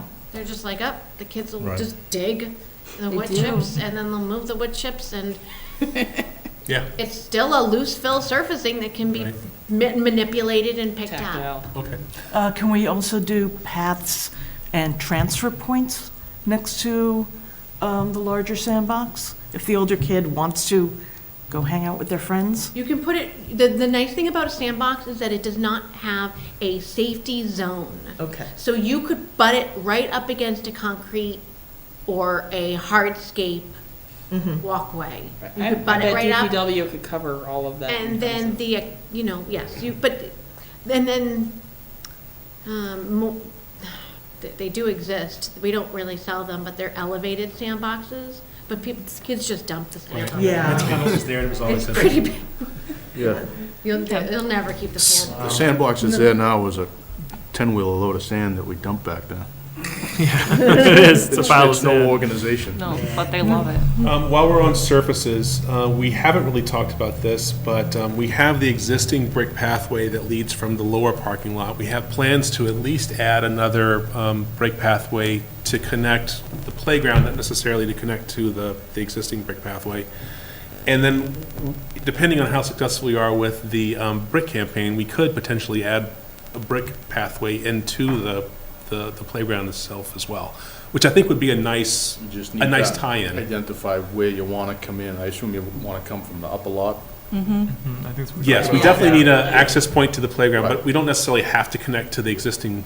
Right, so I guess through the design, we're just going to need to know that.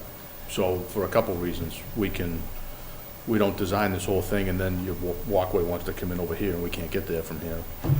I'll need to know, for how many gates I'm going to need for the fence, things like that. So, that's kind of one of the first things we'll have to look at when we get really hammering in on the design, is where do we want the walkway from the upper lot. Because that would be somewhere over here, and you have like this big, I'm not sure what this area is, other than it's gated off currently.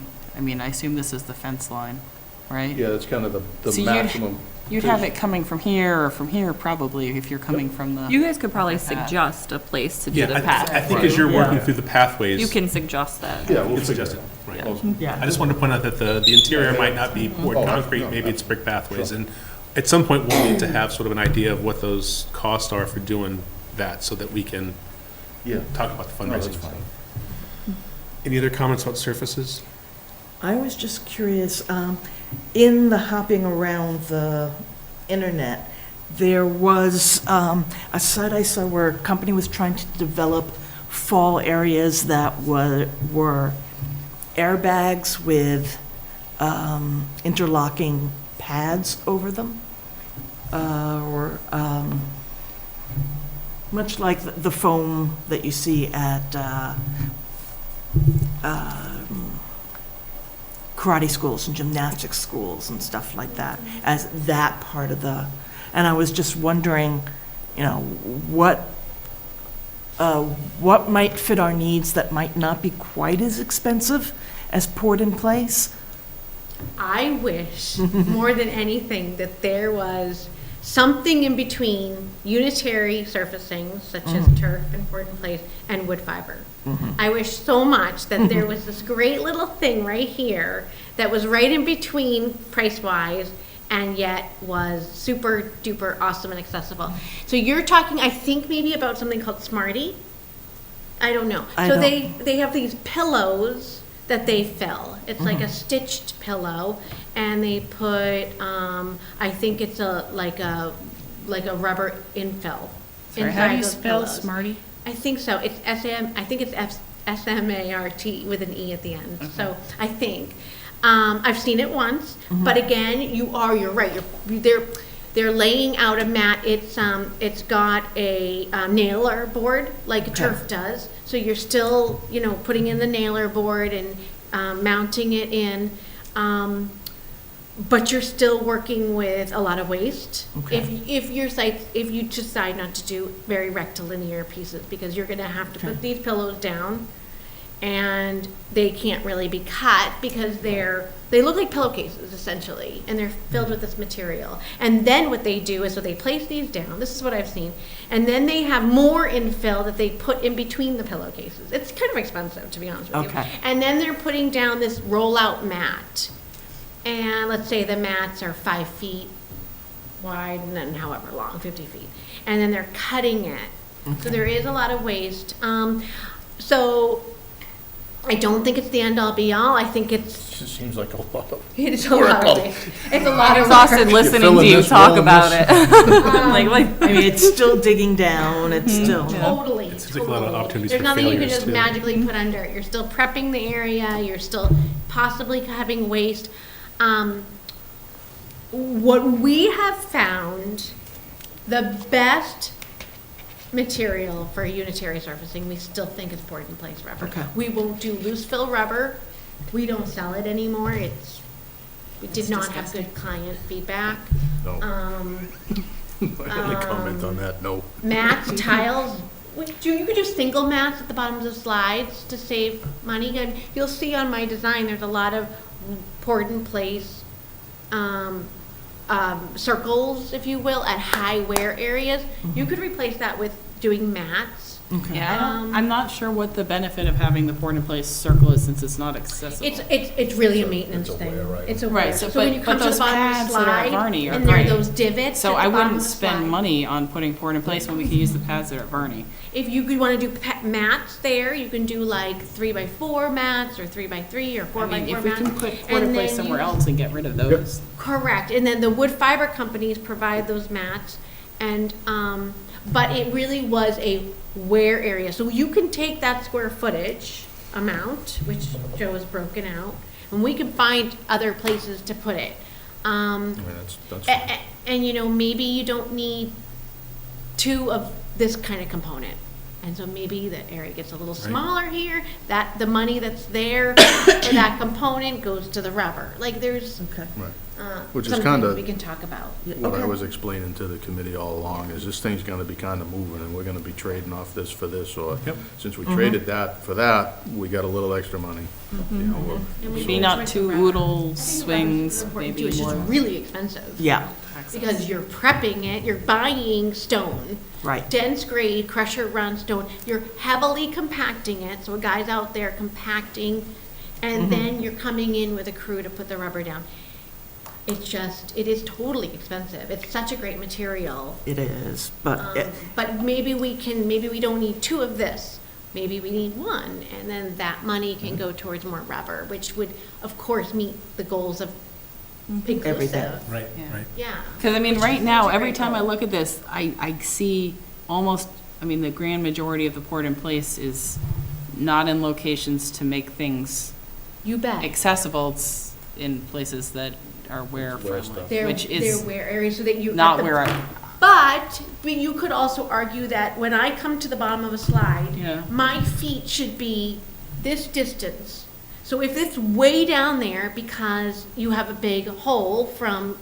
but that's a then that- maintenance issue. then- True, but it also can translate into, it's really not very accessible for me because I expected this distance. So anyway, you're right, Right. you're right, it's totally one. I just, if we can't get the inclusive kids to the areas where they need to get on a slide, then it.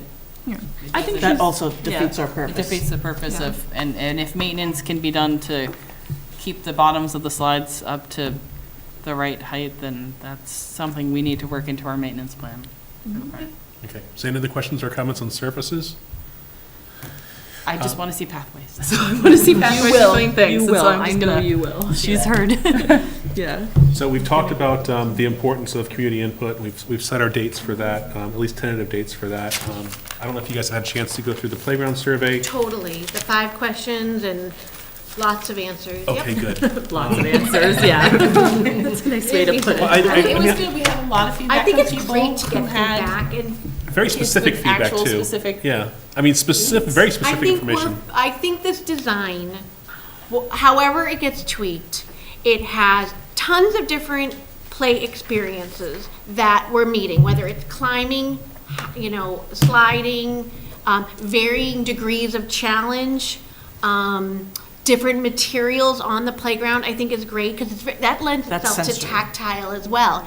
And then you have some great spinning. Well, I'm spinning by myself. Nobody has to touch the piece of equipment or me to spin. We've got that. We've got group spinning. We've got rocking.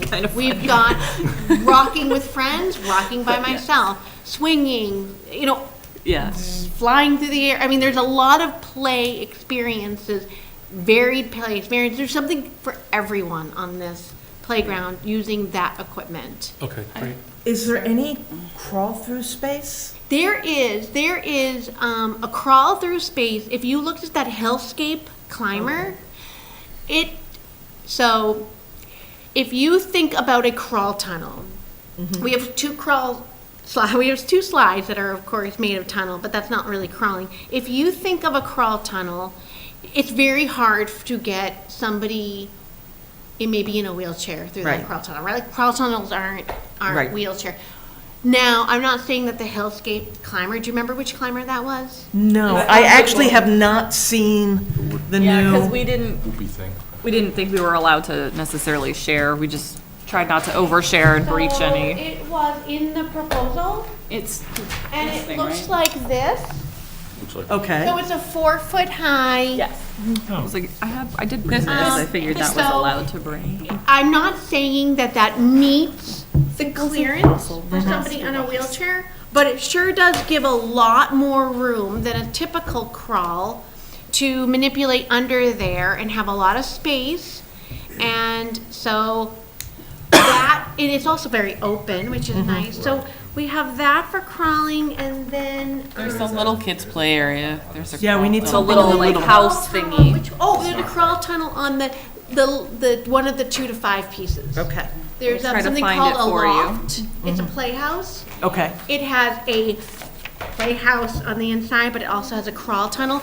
And that, as far as sensory pieces, especially for that 2 to 5-year-old, that structure is awesome. There is so much. Cool, I'm trying to find This it. thing. We like. There is so there's a much Yeah, you guys didn't get to see it. tactile. There are things 'cause you this just was in their manipulate original. all over the yeah, it structure. was. You're Little right. things you I was trying to manipulate. think So maybe much that was in tactile on that piece.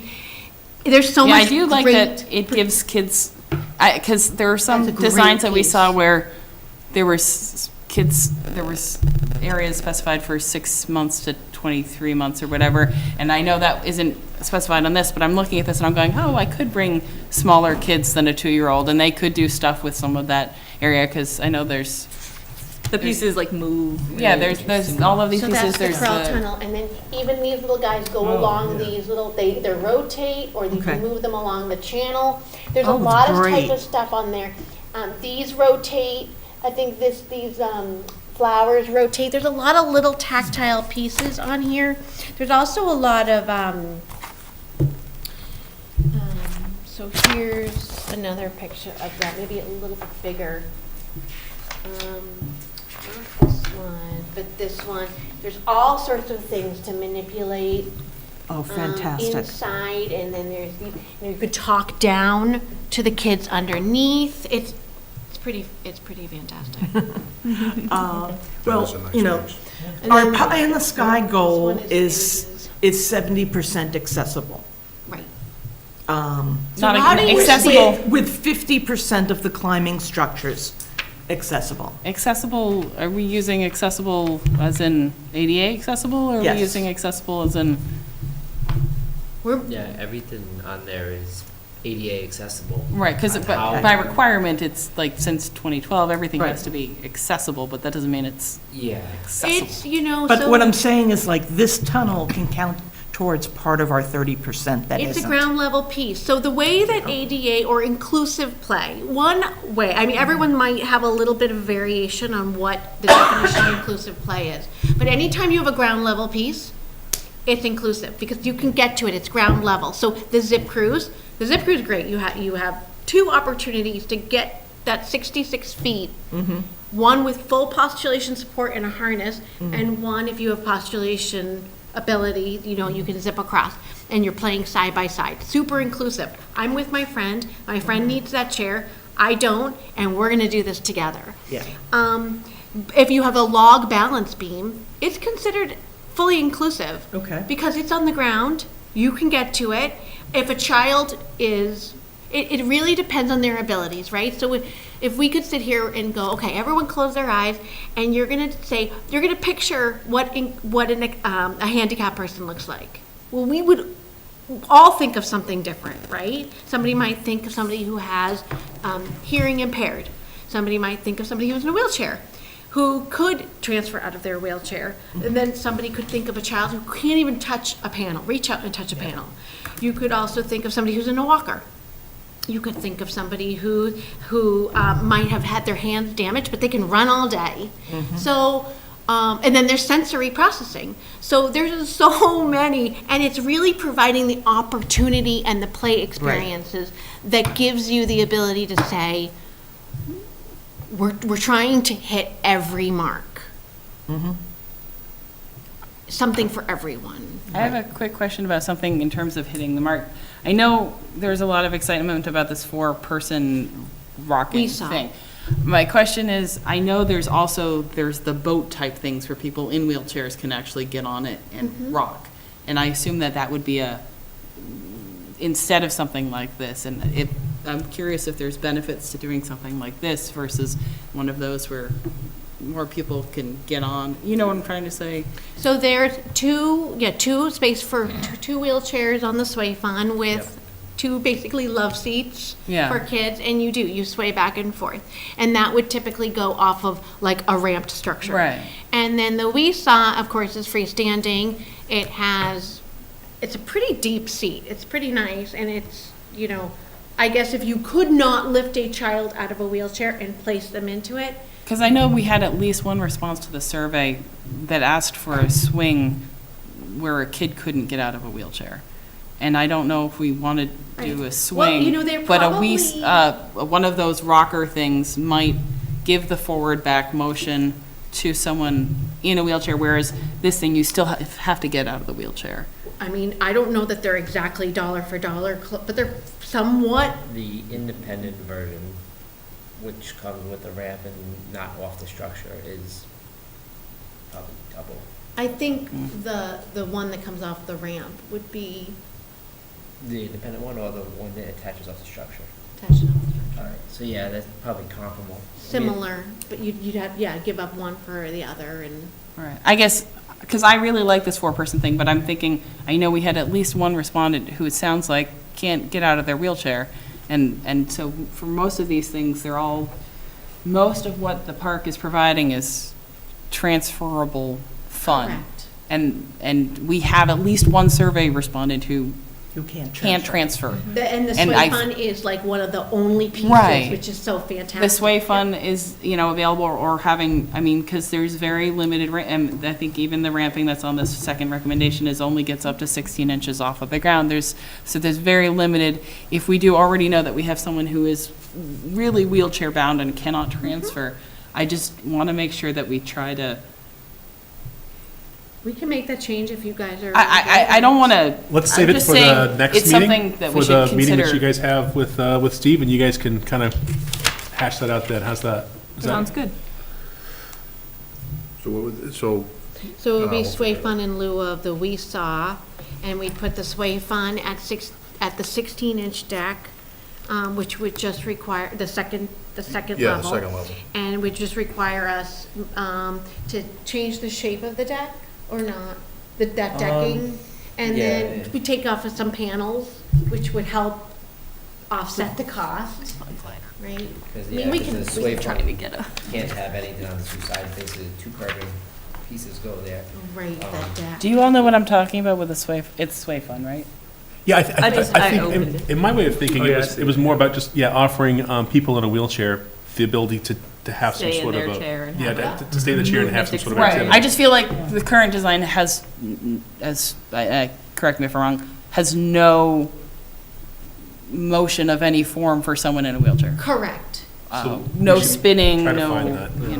Yeah. Whereas there Oh, are yeah, I spinner agree. things too. So we're for- gonna that you have can go to on with wheelchairs. Figured that Try and look for trade-offs Yeah.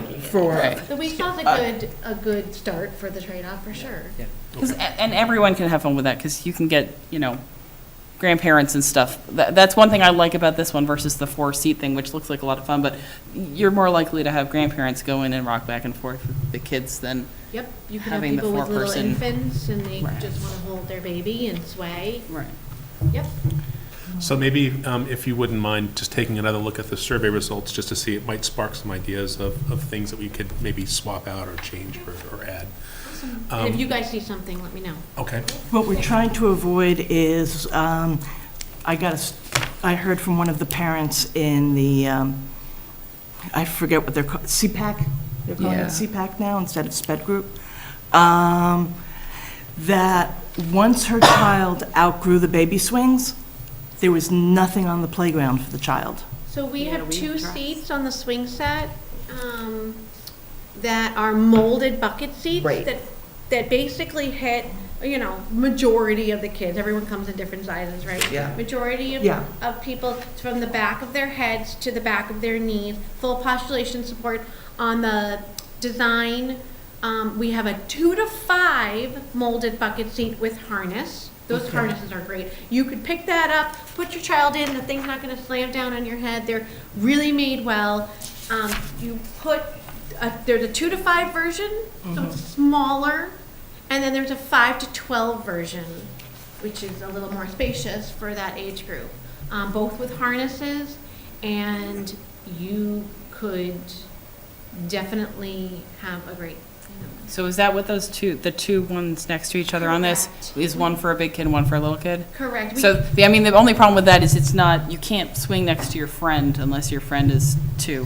Can you help me out? There's regulations. Yeah, so you can only have so many seats in a certain bay of swings. And basically the way the code reads right now is that you can't mix 2 to 5 and 5 to 12 swings in the same bay. So you can have belts in one bay, or a belt and a 2 to 5 to 12 molded bucket. The full buckets for right now, to meet CPSC, you can only have full buckets with full buckets. You can't mix them with any other seat. You can't mix it with, say, the roll-on ramp for a wheelchair? Oh, that's- Oh, no, we that's- can't even do the roll-on ramps. Yeah. They are not, CPSC and ASTM do not want them in public playgrounds. Okay. The safety issue, or? Yeah, like, Tip over? misuse. And also they're heavy and they have sharp corners because they're steel. So I'm on one side, you're on the other, I'm mad at you, and Yeah. That's why they're always, I was figuring as much, because when I kept looking at playgrounds with them, they're always in their own separate, Like a- super like a- gated off, they're like, fenced in. they're all by yourself, you can go swing over there in that swinging thing. They have not come up with a better, System, I yeah. mean, the nice thing about the, Design that needs the code. sway fun is kind of a swinging motion, Yeah, and it I isn't like a that. take out your friend with the metal. No, I like that idea, thing. that was great. yeah. I dig it. The friendship swing, is that one of these? No, Saucers? it's in the seat section. There's It's a back here. index. We would just have to change the type of swing that we are putting in. What are you talking about?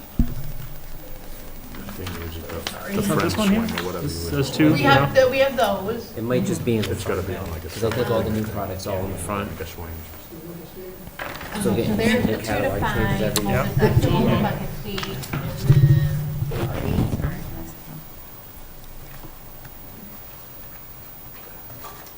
it's a new catalog, and I have not gotten used to. I can find it. Where is If you tell me the search terms, I can bring it up on Google. We have Like that. we honestly have a lot to get through tonight. Yeah. Can Yeah, we, that's all right, we um, can look. can we guys You'll find cover it this? while we're Figure it out. chit-chatting. Yeah, it's okay. So we have our public input session goal date set. We had talked, Daniil, about the elementary school design day, and if that's really necessary. I think the idea behind that originally was to gain information about, to get feedback from kids about the designs, but really, realistically, it was more about, You're talking about this. Found it. it was more realistically about marketing, I think, more than anything, really, just kind of getting kids excited about the playground. So is that something that we want to move forward with, or do we want to just stick with the public input session? I'd like to try to make just the public input session. I have some ideas. We can talk in a little bit about how to make that more kid-friendly. I very much am on the same page with Adele there. I have some ideas of how to do that. So to I eliminate- love the idea of going into the schools. I just don't know, I agree, like marketing, yes, and that's good, but I just don't know like really what's gonna come Second, out of is it going to really affect the design? Yeah, and Yeah. we had a conversation too about every time, like they come, and using our budget dollars, more equipment and stuff. So I'm hoping if we can just have one public input session that's more family friendly. Yeah. We can get some kids, we've done a lot of surveys. We've talked to a lot of people. It's not like we haven't done our research there. Like we have years worth of research and surveys and talking with people, I to assume go there- on. So no I way feel we can do comfortable. But on the other hand, if we hold this thing and what we do is put up pictures of the equipment we're going to have and then possible other pieces, and we find that a huge number, like over 100 or more, desire this other piece than what we have, that's something we should listen to. I guess the question for me is it a good use of our time and energy to survey kids in a school environment on their design choices? Is it going to really benefit the design? Yeah, I just think not. No, right? I think Because we're an we're driving the after-school design. kind of event that the family can come The to. kid's gonna say, I want this thing, they don't understand inclusivity and all Right. these other things. And it offers you guys no benefit really, either from the design standpoint? I mean, sometimes we do see a lot of the kids surveys, and they want like water slides, and they want tree houses, and they want, see it what being else do we say, pools. Rocket Like, ships. it's super cute, but it's not, we can't put a pool in. Like, that's just not gonna happen, or a water slide. So unless you guys are ready to build an aquatic facility next. But, I think having public input is super great, and giving you put out this survey, which is awesome, and you're having it's hard to, I don't know, it's really up to you guys and what you feel is necessary with your community. It's an opinion or a judgment call, but we can. I would just think from a timeline perspective too, I think it'd be really cramming it in there, right? I mean, we got a lot to do already with the public input session. Like, where would we fit it in the timeline? I don't even know where we would fit it. I mean, it's a nice idea, and I loved the idea. I was Yeah, I for it, think because my it's kids so were in cute, school, they would yeah. love it, it'd be great. But you also have a question of I which just- school you go to. We have a Yeah, lot of schools in town. we do have a lot of schools, and Then unfortunately, From a the neighborhood timeline is kinda perspective, I don't know- split. They go Right, through we the- And have it's gonna work biome with their and- curriculum, Is it their here? timeline. Yeah. All right, So let's take a vote. I True pictures of what they. move to nix that. next, the elementary design. Nix the elementary design day, move forward with our public input session Right, in and a just make the- family-friendly way. I'll second. I agree. If there's any way we can make it more family-friendly, if there's any way we can move it to a weekend afternoon, I don't know if that's possible, but if you want it to be family-friendly, I would say we should. Do you mean to look at weekend availabilities as well? Yeah, I mean, I don't know whether you For the guys would public be able session? to. Yeah, Input session? would you be able to? I'm like, no. I mean, if it's after work, I think it'll be all A right. sense think from we'll still this get it. area that maybe not.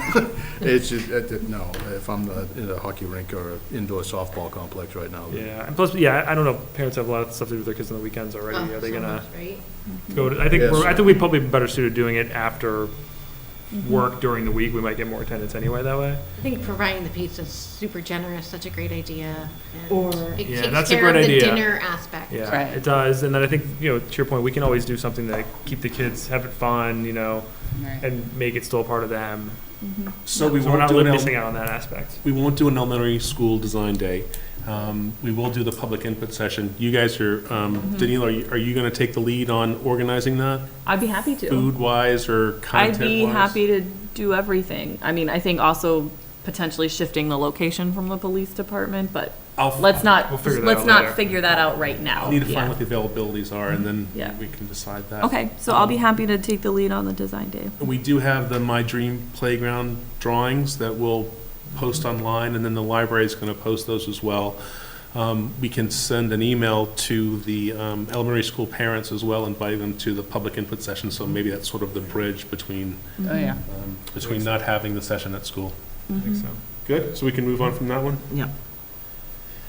Protecting the trees within the playground, so when you guys define the layout of everything, are you comfortable with locating them around the trees? Yeah, we have the, excuse me, the CAD all ready to go. I'll get it over to him tomorrow. That's got real locations and sizes and dimensions and all that stuff, not, because what you see provided was off of the master plan, which is all kind of all over the place, I'll just say. So we got real survey information now, so as we fine tune, we'll be good.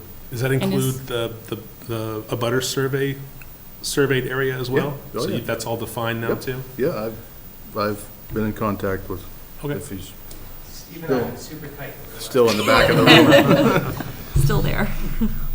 And so one of these the drawing trees will is- end up being put into the, I'll give them our CAD information. okay, great. That has, all the points and elevations and things like that, and then they'll start getting their equipment on that. It's, it'll be away from property line, and David and I will meet at some point. Once the weather turns a little bit, we'll discuss what we're gonna do there. I'll handle all that, that's fine. But, yeah, we'll work around the trees and all that stuff, that's not an issue. And Question? I'm sorry, one more question. Your AutoCAD has the locations of not just those 5 trees, but also the other trees that are marked? It's got the big oak on the berm. Yeah, It's the got one- The bat houses on, the 5 up the side, and I'm pretty sure he went further into the back, the one that shows up on the print. Right. I think that But one. we're not really going that far anyway, so it's, All right. at this point. Quick question, which one of these is the pear tree? This one? Yep. So, I know that pear tree has been, it's not gonna make it. We're talking about that in a little bit. Can we hold off on that? On the, what's gonna Okay. happen with that one? Go ahead, Okay. sorry. I just didn't know whether we wanted to leave any space for a new tree anywhere in the design, so but I I can definitely table think we that till should. later. So, Sorry, I didn't mean, no, if, I don't care about that, that's fine. But let's finalize the design first and then worry about, we're landscape. gonna put other Tree. things, Jen, did you have a question? No, I've got a question. What protection zone are you using? Whatever your 12 times the, Okay, that's fine. whatever you had in the thing. All right. Okay. And then will landscaping be part of the final plan? So will the buffer zone be the abutter buffer I'll zone? handle all that, that won't be part of this. Okay, and I know you guys have a landscape person on staff, right? and, We don't designer? have a landscape architect. Oh, I on thought you that. did, I'm sorry. What do you look? Well, I didn't know if there was gonna be, like, when this final park design thing comes up, if there's gonna be landscaping that's gonna be incorporated into the design. Inside the playground? Yes, I didn't- that might incorporate the need for trees or, No, I mean, if we want to spot a tree or two, that's fine. I'm not building a garden in the playground. Well, we do want to spot a raised box or raised bed that's about 2 feet wide by about 4 feet long to grow pampas grass or some other tactile plant. Well, all right, I'll plead ignorance. What is pampas grass? It's a plant. It's just like that ornamental grass, like, It's Just tall, grows. fluffy. it's just chopped in the fall and it grows back in the, Yeah. so that could be like, so we spot a 2x4 thing near the shade structure, Well, I think I'll have Apparently to this check is pampas sun Well, requirements. yeah, don't put it on the shady side, then maybe it goes on the sunny side of the Right. shade. Maybe it goes on the south-facing side. Yeah. I mean, that, No, no. Berm? Yeah, no. This, Tactile. it's another sensory thing. So if you've Part got, of the playground experience with the kids. Okay. so if you've got a kid who would be all the water overwhelmed bottles by I have. going up to the playground structure and doing sensory stuff there, I think it, honestly, they can it's, then, it'll have to be near the shade thing. I don't want to put it near any playground thing, can't be in any fall zones, because you're Right. gonna have a box built out of 4x4s or 6x6s or something. Yeah. So it's gotta be, I It think. was railroad near the tie shade kind of thing. we can- A couple of planter boxes, that, Yeah. But the idea is to address some sensory needs of those kids who are overwhelmed but need the tactile stuff. I thought it would be a great place for the painted rocks too, when you mentioned them. Absolutely, they could. so I guess going back to the thing, maybe the garden is part of the design process. And I mean, maybe the garden is just the grass or whatever that would be. Or grass now and a flower, something, another and all that time. stuff can happen naturally after over we're time. out of it, or after it's constructed. You Okay. wanna come in and build boxes and stuff. Sometimes we know kinda, you're looking for it in places we won't Leave space Put for a it. 40-foot high slide in the way. There's a something lot like of that. space on this. Right, Yeah. We have That's- space That's for all it. stuff that can be hashed out. Okay, okay. cool. So, Space to do it. the meditation labyrinth, did you want to just sort of say what you were talking about or thinking about with that, since that was kind of your thing? I was thinking about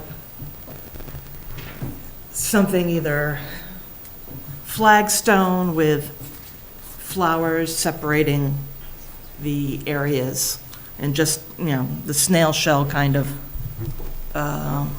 path for calming kids, for cooling down from doing the running path or for people who truly practice meditation. I saw various varieties it's everything from the walkway is crushed plants or crushable plants to flagstones or something, or concrete stones, and then garden or low plant things around it. I'm not a landscaper. We weren't looking to do I assume you'd- That's more- You'd maybe set a space for it. Right. Totally. Yeah. Create the space and put in Yeah, 'cause I the think concrete or as- the flagstones or, As, like the intent I had looking at this and shrinking it, I think we're gonna end up pulling stuff from the back towards the front of the property. So there'll be room off to the back where I think on her print. Yeah, so like originally where this Yeah, was, back. now this one, you Yeah. have space. You're gonna have all kinds of space back here. We'll have space that to would be a do good that. place for it. Yeah, so if you leave the space, that's a good, But technically, I would like it at least accessible for walkers, if not well, for I mean, wheelchair, so. ultimately, the walking path will, if it's in the back area there, we'll be coming right by it when that's constructed. And then at the time that's constructed, if we make connect a path into the playground, someplace in the backside, there's gonna have to be an access gate for vehicles or equipment when we get more mulch through the years and things like that. So we'll have but I can have a pedestrian opening or whatever next to that, so we can connect back into the playground at that time. So I mean, that's all stuff that's easily accomplished. Okay. Plus, we want access to being able to get out to the paths anyway Yep. from the back of the, like Yeah. there is today. Okay, so we'll leave space for that, leave space for a garden. We don't want that as a poured-in-place pad, though, do we? A meditation labyrinth? No. No, that's not, yeah, Yeah, it's an expensive, something like that, yeah. yeah. Yeah, that was $40,000. Yeah, that's something I think we can work on with our Friends of Robertsfield group to find in-kind donations and Yeah. maybe so- work, yeah. Can you show that to Steve so he can see Well, what no, I I have? know what you're talking about, the circle-y thing, yeah. Spiral. But that one in Technical particular, had a lot of space between the stones, and in that picture, whether they've bribed the kids to play on it or not, I don't know, but it seemed to have attracted kids. All right, so this next bullet just gives you an opportunity to look at the presentation we made for the fall town meeting, which is pretty much all these expectations that we had here, but it's there if you wanted to take a look. And then for the community build, we talked a little bit about what it is you can provide, and we'll cover that off in more detail later, I think, so. We could provide a lot of guidance, Great. support, materials that you can cut and copy. Let's face it, you don't have to reinvent the wheel. A scope of work. I can leave you guys with a copy or whatever. I'll do whatever, but I have some literature, and you guys can sort of at least wrap your That would be heads great. around Great, thank you. Yeah. what this all looks like, and but they're very rough. Okay, They're not yeah. specific to your Right. design because we don't have a design. It's a great Right, starting yeah. point, though. Gives us an Yeah. idea. And there's a lot of to be done by question mark. All that Right. stuff can be, we just have to talk about it, to be done question mark, April 27th or Right. whatever. All that stuff you're gonna find that's missing, but there's, Hey, Megan, yes. how many tools are provided by you folks as opposed to tools that people will bring themselves? Pretty much all the tools are supplied by volunteers. I have a list of what people can bring and that they should label it and so forth. It's all stuff that can be coming out of sheds and garages. You're not having Renting to stuff. buy specifically. We're not gonna rent it like If the there's Billerica like a place. hammer drill, I'm sure DPW has that. We just would need it for a little bit, maybe an hour, you That's know, fine. that type of thing on a particular day. But what we provide are the tools. One is, it's basically an Allen wrench, a custom Allen wrench, and then a bit that you would put with an adapter that you put on a 3/8 ratchet. So you just know, have like I'll a whole tell bunch you- of bits and we'll bring a whole bunch of Yeah, like ratchets. 3/8 For ratchet, the- that's your best tool all day. Tamper-proof hardware, all specialized bits. I think we provide these, I think we still provide these aprons. Nobody wears them, but. And we can Hopefully identify a we whole can do shirts list. and stuff. for- But yes, we have a lot of bits and Allen wrenches, and you take at least one of each, and then all the other tools are really, they're commonplace Usually use tools. power drivers to do these, or? You can, yeah, I mean, yeah, you can use drills, and as long as your torque isn't Yeah. crazy. Make sure everyone set their torque at the appropriate levels. But yeah, it's pretty simple. We can develop that list of stuff that we need to. I And have, yeah, you're Perfect. gonna see some of the stuff on there. There's different ways of getting volunteers. There's forms that you will want everyone to sign, whether they're Liability. under 18, over 18. There's discussions that we should have about no children. This is Right. a construction site. Something can fall, it can hit someone. You'll want to protect, the town will want to protect themselves. You guys as the committee will want to protect yourself. I will want to protect myself. So no children. There is an under 18 form that a parent would sign if they want their child to be there. But we should set limits, like 15 Like and older. High school Or, soccer I team don't- or something. We Seventh could. graders should not be in there. okay, all right. And I know that dad wants to, hang out with his son. It's just, and the 15-year-old, we've got to find something specific for them. Right.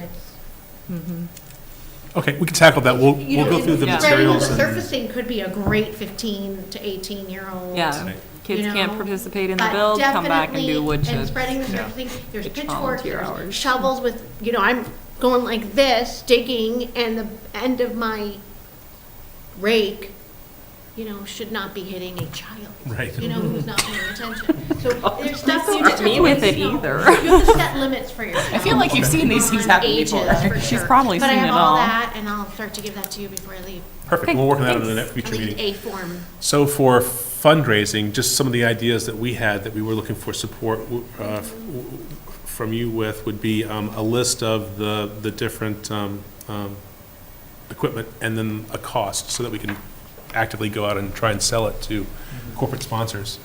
And then, I just went blank. Grants. A drawing, some sort of we have permission to put a large 3 by 8 foot sign that'll have sort of the finished drawing of the park of what's coming. So can you provide, Once we get a final design. once we have the final design to print that sign, it's a temporary sign, just to have that, if you can set us that in some sort of a PNG or PDF or whatever it would be, yeah. Okay, And then with the information, but that's pretty much what we need for fundraising. Bill, are you anticipating that people will donate parts of the playground equipment, like a swing or Sway slide? fun. If we can Yes. get someone to buy Yeah, this. so certain piece of equipment might be $10,000, and we will go to a corporate sponsor and say, will you buy this? We'll take any amount, but if you want to sponsor a specific, You want a thing, plaque we'll on get the a sway plaque fund on that the- said, you yeah. bought this sway fund. Yeah. I know you're talking about the bricks. Yeah, we're doing the bricks. The bricks too. And the slats. Are you doing, No, no slabs. No, we're not No, doing we don't slats. do- No, no. no slats, just bricks. so basically bricks and pieces of the playground and stuff? Or just And- donations towards the playground in general. Yep. Yeah. Donations and then in-kind work, if they can help us lay these, meditation paths or help lay the brick pathway. So these were, and we've covered off on a lot of these questions already, but So I don't even know if it's necessary to go through these. Do you want to just skip these questions? Yeah. Do you just want to make sure that we've addressed all of them? Playground design process, timetable, we've covered off on. How you've incorporated the community input, the design process, I think we have an understanding of that. Some of the ideas for the landform, you guys are gonna come back to the table with that. We talked about the design, the inclusive, the nature. We haven't talked about, well, I guess the nature theme, we've talked about the prints and stuff, so. Yeah. The custom work, we've talked about. Landscaping, we've talked about setting aside areas, not necessarily including it in the design. Working with the tree protection guidelines, you've answered yes to that. The community build process, we covered off on. All 4 of those, or 5 of those questions. It's in the packet, right? So great, thank you. It will give you lots of food for thought. Perfect, thank Excellent. you. Deliverables, cost savings. Can you give us an amount for how much the community build is going to save from the final? Yeah, I mean, I could give you a guesstimate, but yeah. To us, that's going to be Percentage or dollar value? dollar value. So for us, that sort of justifies the lack of fundraising up front, that we're offering the community build, that's a savings that we're offering the community. So, Sure. okay. Bill, I think she says. Once the design is finalized. Yes. Yes, Yeah. yes. Yeah, we don't need it up Yes. front. The itemized equipment costs we talked about, maintenance information. So one of the goals of the committee is to provide a detailed maintenance plan. Yep. So will you be able to provide a list of, this equipment needs X amount of servicing, every so often, or whatever the timetables are? Well, does that's it work? like a usage. Like if you had 100 kids there every day versus 20 kids every day, the maintenance would be different. But yeah, I could definitely give you a guideline for the wood fiber safety surfacing. And there's stickers on all of the posts that show you where the surfacing should be. Okay. So really being cognizant. There's also some maintenance information, like the town will get a maintenance kit. So Steve would get a maintenance kit and he'd get a binder. And in that binder would be every single component on this playground Right. that we made. And it would give him also some maintenance information. There's a checklist. I know Nick is he still here? No. He is a certified playground safety inspector. So he has taken the same course that Joe and I have taken. You take it every 3 years for recertification, and you definitely get, it is very risk management heavy, the courses, meaning that maintain your playground. Right. So Chelmsford does a very good job on that. But yes, we provide some information on, certainly we have warranties, and which you guys all got in the RFP, and then we offer maintenance. But I will say that our equipment is pretty good when it comes to being maintenance free. Okay. And we always provide parts, no matter how old the playground. Oh, good. And maintaining your wood fiber surface thing, which I know that, Steve is in charge of a lot of playgrounds, that DPW is, and so that's pretty standard. I think one of the questions that'll probably come up during the public input session is the life expectancy of the equipment. Is that something that you'll be able to provide as well? Definitely. I can Okay. tell you right now, we have a lot of playgrounds in the field. And we have a lot of playgrounds that are definitely 20 years old and have a lot of life to them. Right. And in some areas where, school's almost 20 years old at this point. some areas where, people are a little rougher on playgrounds, Right. we can replace that playground equipment all the time. And never will we say, oh, we don't make that part anymore. We will always support. Okay. So I renovate playgrounds that are 20 years old all the time. Okay. So they're getting another 10, 15 years out of that playground. a lot. Do different pieces of equipment have different life expectancies, or is it pretty much just a grouping? No, I mean, there's warranties. As far as life expectancy, I mean, that's really hard to answer because it depends on the piece, and there's a lot And of the use pieces. and stuff, right? Depends on the usage. It depends on how tough people are on them, meaning not proper play, not expected play, so unexpected play. But you're definitely gonna get, I mean, and this is the playground equipment that was made in the mid to late 90s. This playground equipment is even made, right, there's always continuous Improvement. improvement processes, thank you. And so the equipment we're making now is even more superior, of course, than what we made 20 years ago. So there's like, you're gonna have this playground for a Okay. long time. Great. Yeah. This is maybe more of a question for Steve. How do we cover if Mother Nature decides to do some destruction on it? That could happen, not likely. But if we had a weather event that was severe enough, Well, I that mean, could damage it, you ever heard of that? If a tree takes if out the a tree main fell tower. on it, or lightning hit it, insurance would cover it, so. It's just people standing. Yes, that's, The artist rendering we talked about, and I think all of these other things we will either have addressed or will address at the next meeting that you guys have to develop the. I just had a quick question about that. Are there any metal slides anywhere on your design? Any what? Metal slides? Metal slides. I have no metal slides. They're all plastic on this Yeah. one. Okay. Because we had concerns about cochlear implants. Yeah, we have a Have one roller metal. slide, Yes, the roller slide. which is fabulous.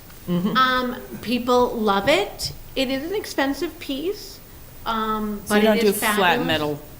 Nope, it's coated, Tender Tough coated rollers, and there's probably about 40 of them. I mean, when you're installing them, it's like, whew.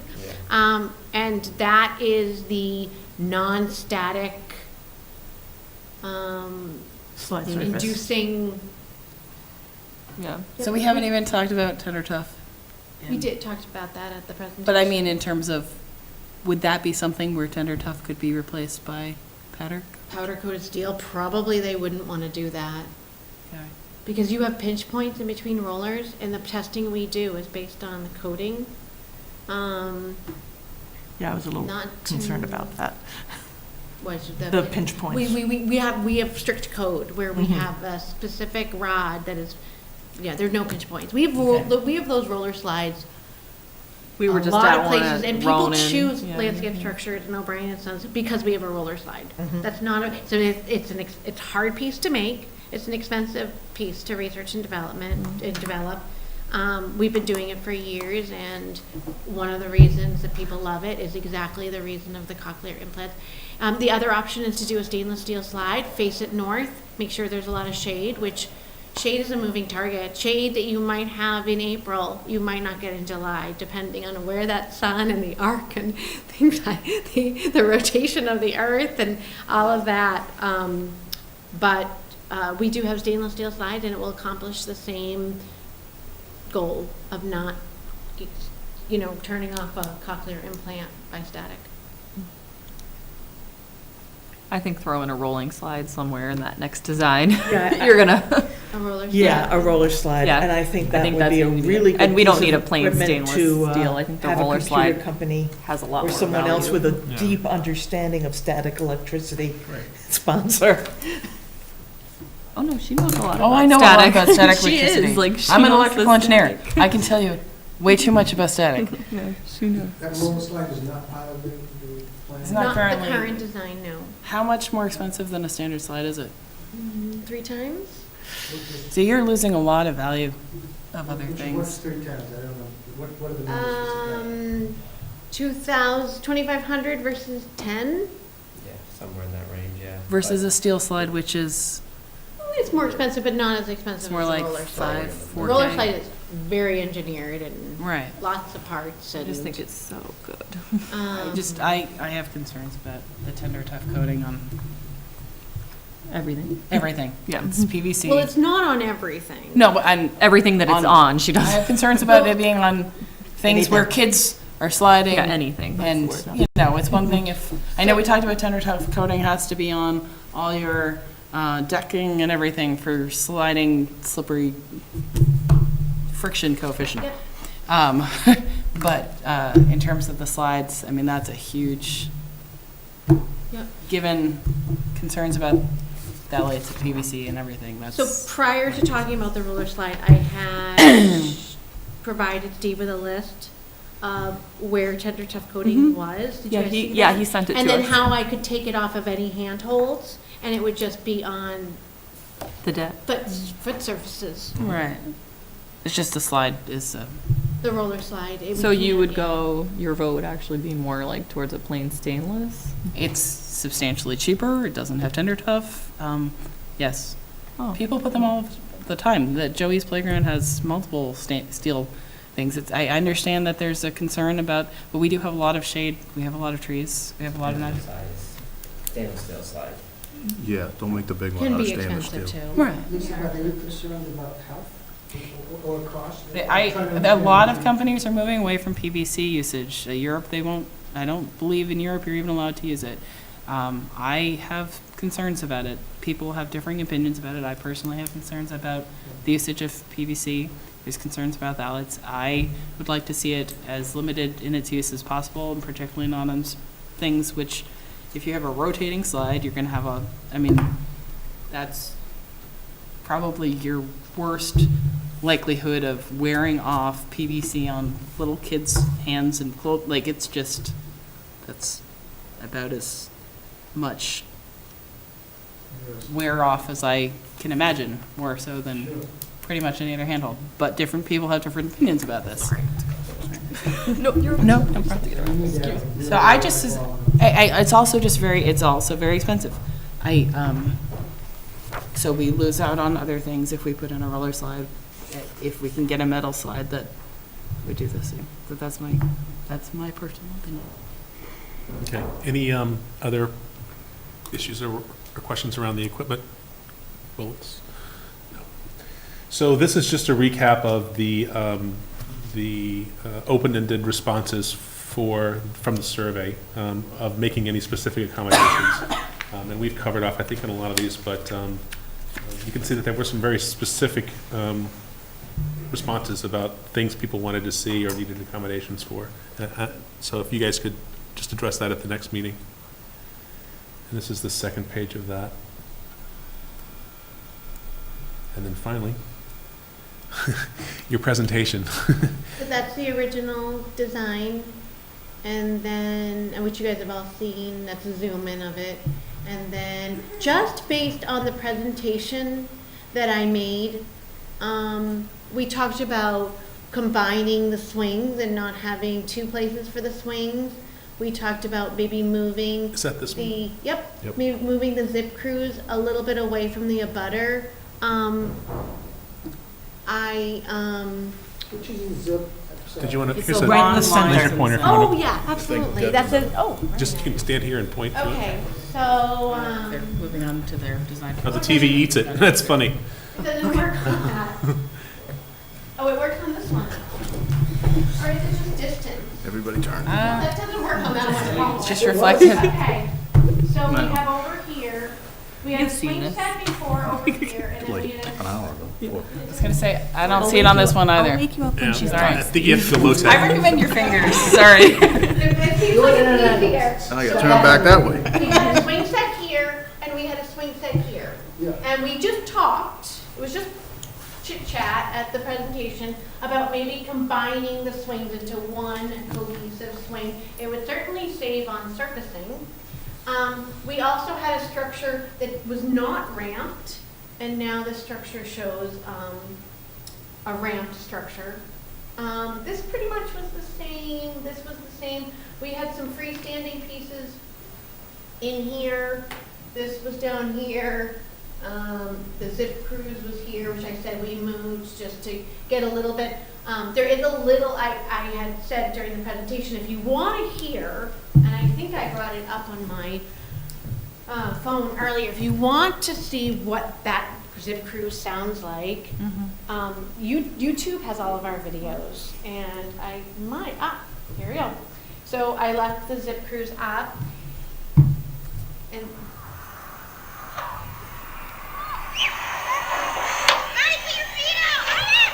You can hear the kids. No, all you're gonna hear is kids enjoying themselves. So there's noise to it. That steel that you hear. There's the ka-chunk. But I moved it away from the abutters just to give it, and actually, This is just over 32 feet. This is a 5-foot pathway. So we're now about 40 feet further-ish from the abutter. Is there any concern about having this long propelling thing sorry, in the middle where kids are going to run through versus having it off to the rear at an angle or something? I'm sorry, say it one more time. I'm wondering if, This, sorry, battering ram is the only word coming to mind, but if you have these in the center, are you going to have more of a problem with kids running across and getting hit than having it in the back of the playground? I don't know. I mean, it's a, Maybe. I'm not sure. Okay. I mean, you have one pivot point here, one piece moving here. This is 66 feet between here and here. That's an additional 6 foot, 6 foot. And then, of course, you have all this space. We did talk at the meeting about moving this. I just picture kids running from the main structure up to the swings You could through. have everything sort Isn't that what of they're supposed to do? perimeter Try to if you dodge the wanted. You Our have a chair, concern right? mainly You have a hard is plastic Yeah. chair. grouping playground equipment, age appropriateness with like pieces. So 2 to 5. All of this is 2 to 12. 2 to 12. Now you get 5 to 12. So you don't want to put something, you want to kind of keep it so that it's grouped, age appropriate. You could certainly move this anywhere. Yeah, I just see kids running back and forth between the main set and the swings, constantly running through the path of the people. And the real thing is, if it was just the rope that people hung on to, it wouldn't be a big deal. But since you're going to have someone who's in a chair who may not have the ability themselves to, I'm just. I would definitely never put swings in here, because when you're on a swing and you're swinging, you cannot stop on a dime, right? Right. So that's what you're talking about. Yeah. I would say that we could move this, certainly, this higher piece I had down here, because I think that was the right direction. Yes. For the higher pieces. Obviously, 2 to 5 when you first walk in.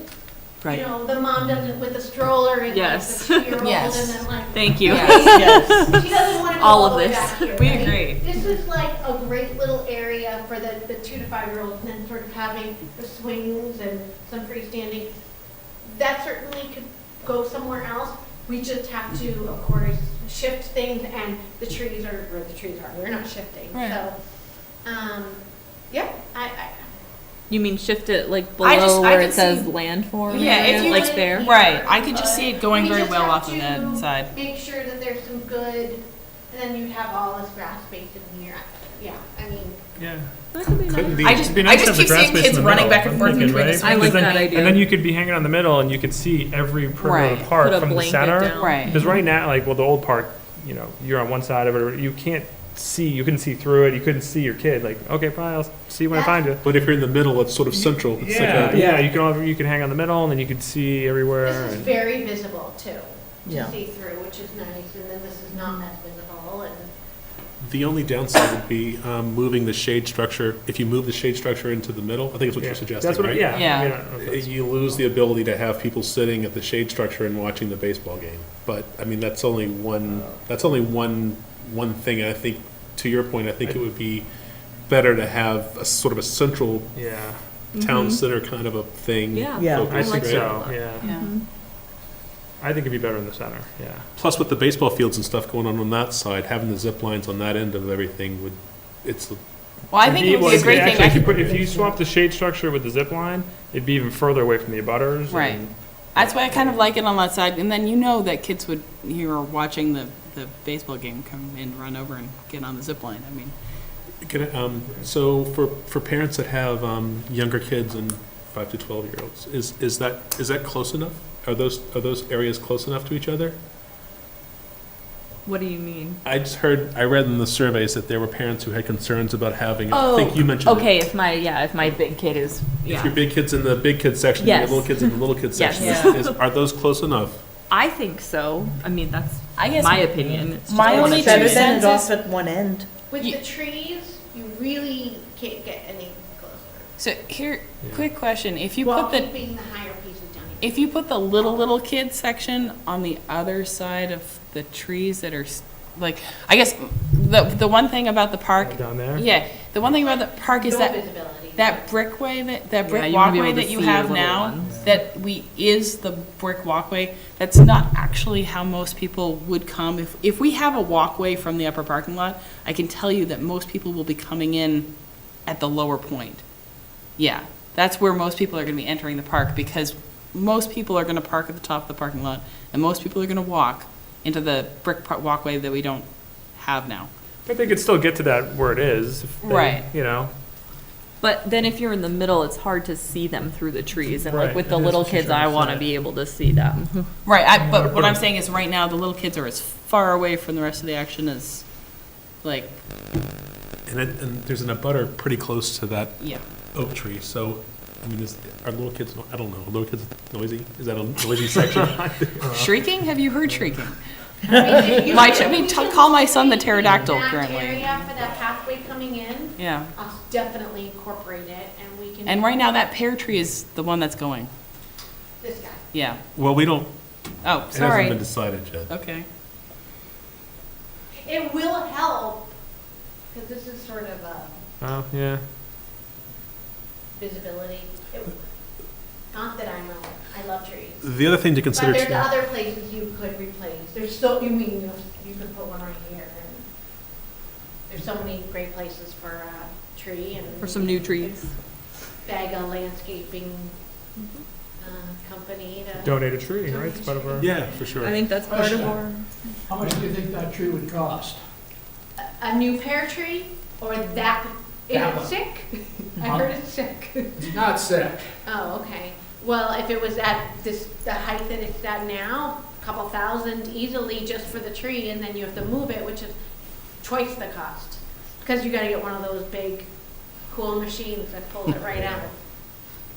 Yeah. 15 to 20. So that's the value of the tree. 15,000? Yeah. Well, we can move the design around, I don't want to get, Hung up, yeah. So just other considerations though, is that the lacrosse field, right, is gonna be on the lower yep, on the right-hand corner. downside, so we want to, That's it's true. kind of fits where it is. Right, I'm just- Thinking all that stuff, so. Right, so that's kind of an issue with moving the little kids section over there, because there's a potential for balls and stuff. Yeah. No, I like it where it is. Just asking, that's all we did. Yeah. So are you guys talking about swapping the shade with the zip? No, we wouldn't be swapping it, we'd just be turning the tracks, the zip line 90 degrees and pushing it back a little. No, I thought we were No, I talking thought, about. yeah, I thought we were gonna put the shade Yeah. structure in the middle, and then we're gonna take the zip line and put it on the edge. So So the that- zip cruise would go here, Yeah. and then this would be more centered, Right. whatever you guys want. Another option is a complete rotation. So this goes here, this goes here, and then this comes down here. I think then it's too far away, the two play areas Yeah. for people with kids of different ages. And I wouldn't want to move the zip line any closer to the 2 to 5 area than it already is. And you also lose a little benefit of the shade as well. Well, what do From we mean, trees. closer? The 2 to 5 is on the right, right? Yeah. Right now, yeah. So that wouldn't be any closer. You're saying if you moved it from here down to here, you're feeling it'd be a little. Oh, I thought you meant on the other side of the tree, between the tree and the play area. I'm saying you take this guy and you put him here, looks like the room. You take him and you hook him into these trees, and then you take the shade and you put it there and open up that area a little bit. Yeah. I mean, you could put the little tiny kids closer in. Where the entrance, if we could just locate where that more. I'm hoping, I think Steve will have a But we good definitely idea. don't want Yeah. it near the zip cruise. Right. No, No, yeah, no. yeah. It would be, Because if we have the path going here, it'll go right into where the big play area is and the little play area is. It'll go right in the middle, which would be kind of perfect, The right? shade, yeah. I mean, I totally agree. Flip Yeah. the zip and the shade. I like shade. that. I That's think- my yeah. perfect. wait, flip the zip in the, And the shade structure on the left. Yeah. You're talking about this shade move structure, this. not this shade Right, structure. yeah, not the little Okay. one. That's, yay, I Maybe you agree. can Right. move the little one to where the big one was, but the big shade structure is Yeah. in Those the in the middle. middle. Yeah, I think so. There could be a little shade structure for watching the game, and then the other thing, And but, then watching the zip line or yeah, whatever, right? or watching the zip line. But yeah, I think moving the big part further away from the little kid part, doesn't achieve anything. And maybe the meeting you guys have next week would be a good time to Yep, kind I of think rough this so. out, because you'd be able to see the whole master plan Mm-hmm. design as well. If you So it'd be move easier that, to then cite you the could tighten the this pathways. in a little Mhm. more. Yeah. All right, any other feedback on that? Not a. Looks good.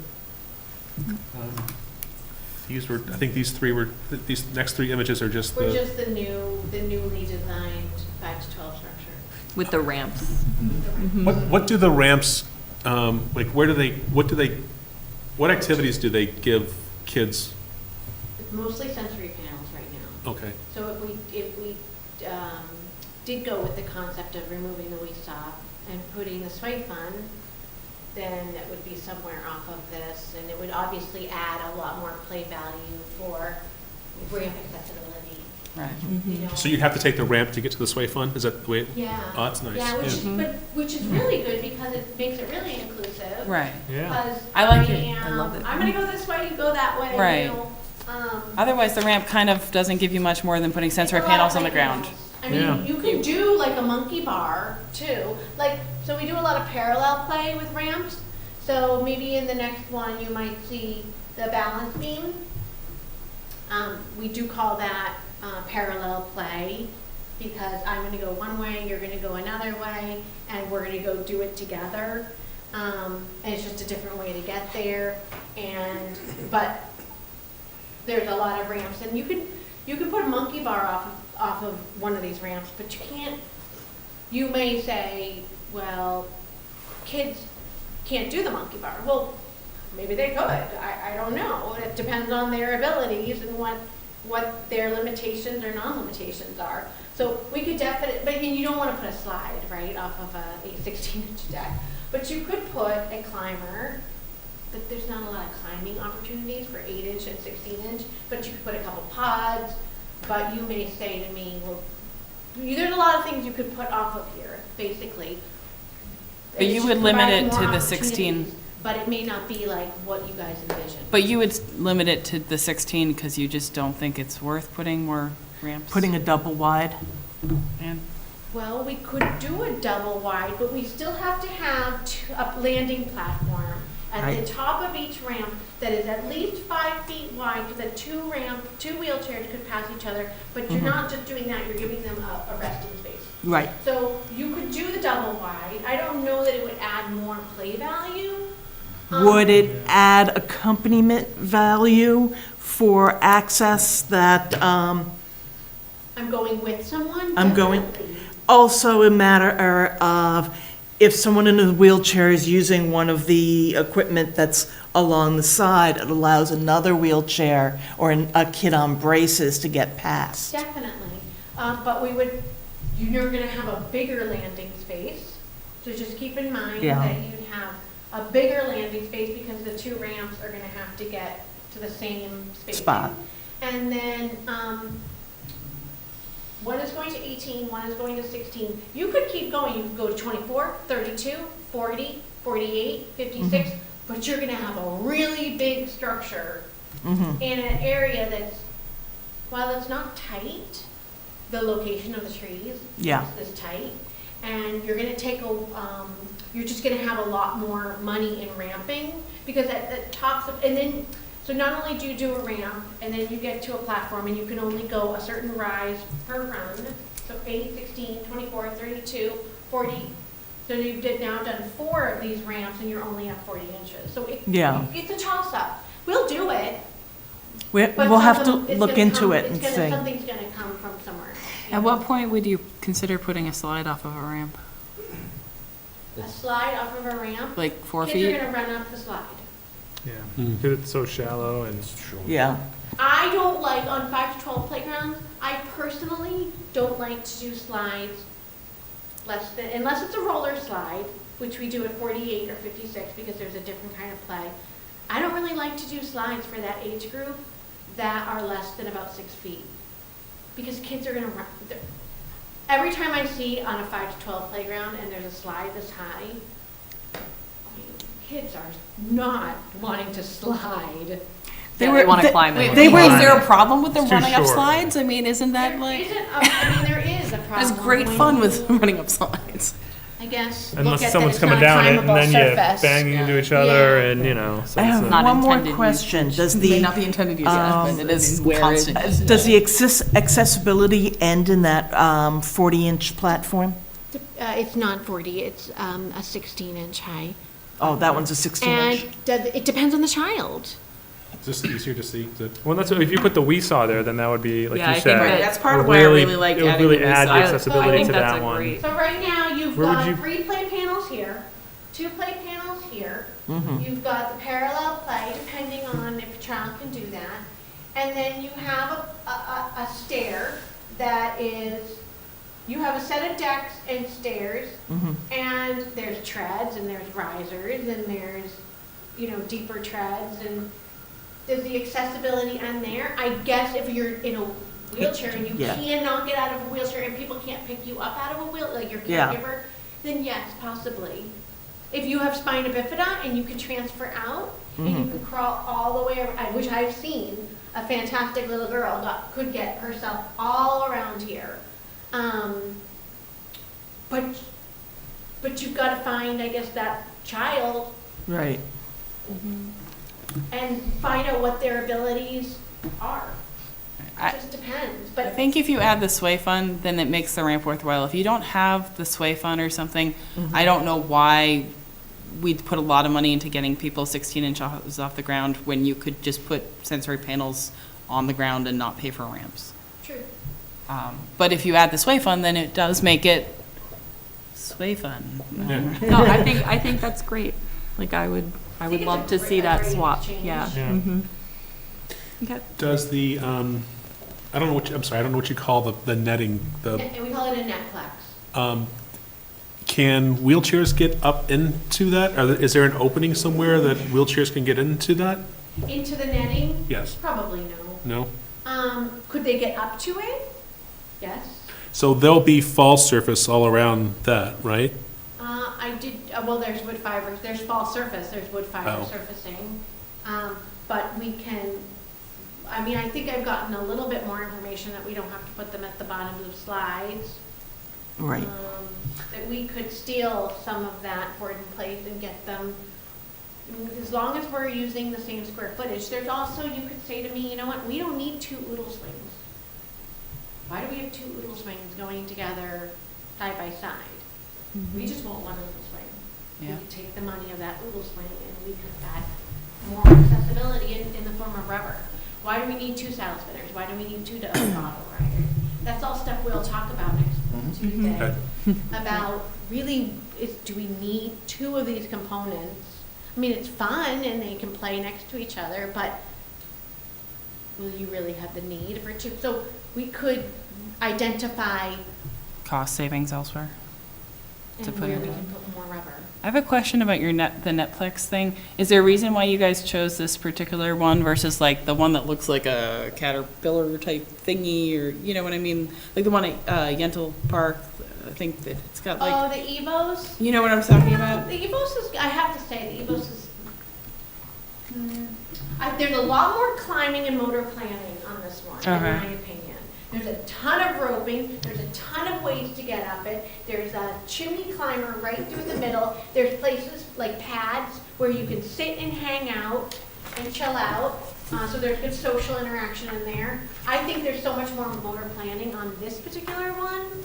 I think kids love anything that can be manipulated and moved because it plays back with you.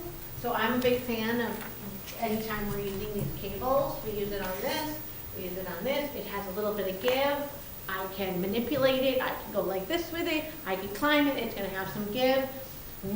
We've got a whole catalog of tons of stuff though. And actually, I can give you guys, just to better prepare us for the Tuesday meeting, I think it would be nice for you guys to at least go through the component list.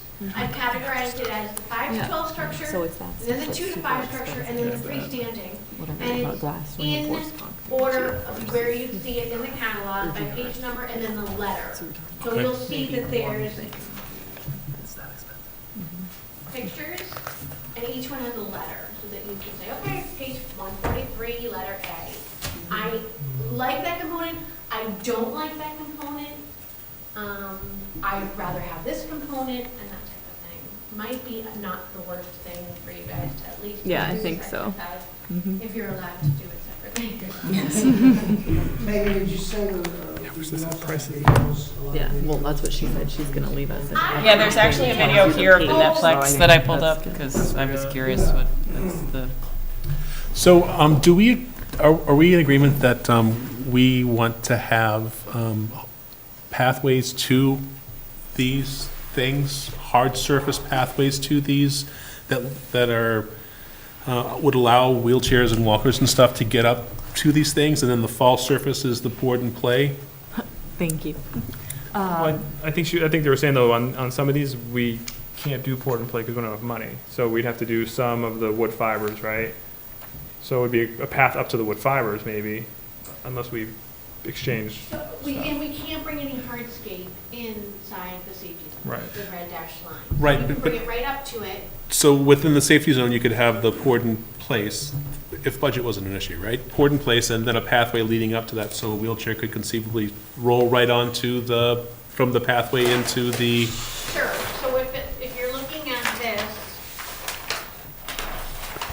I mean, I think we should be able to roll onto you the have climbing pathway, structure, but and then you netted have one the would be rubber. nice, but not. So Right. the blue constitutes the rubber, the brown constitutes the wood fiber, and these pathways are some sort of hardscape material that we just have to keep outside of the red dash lines.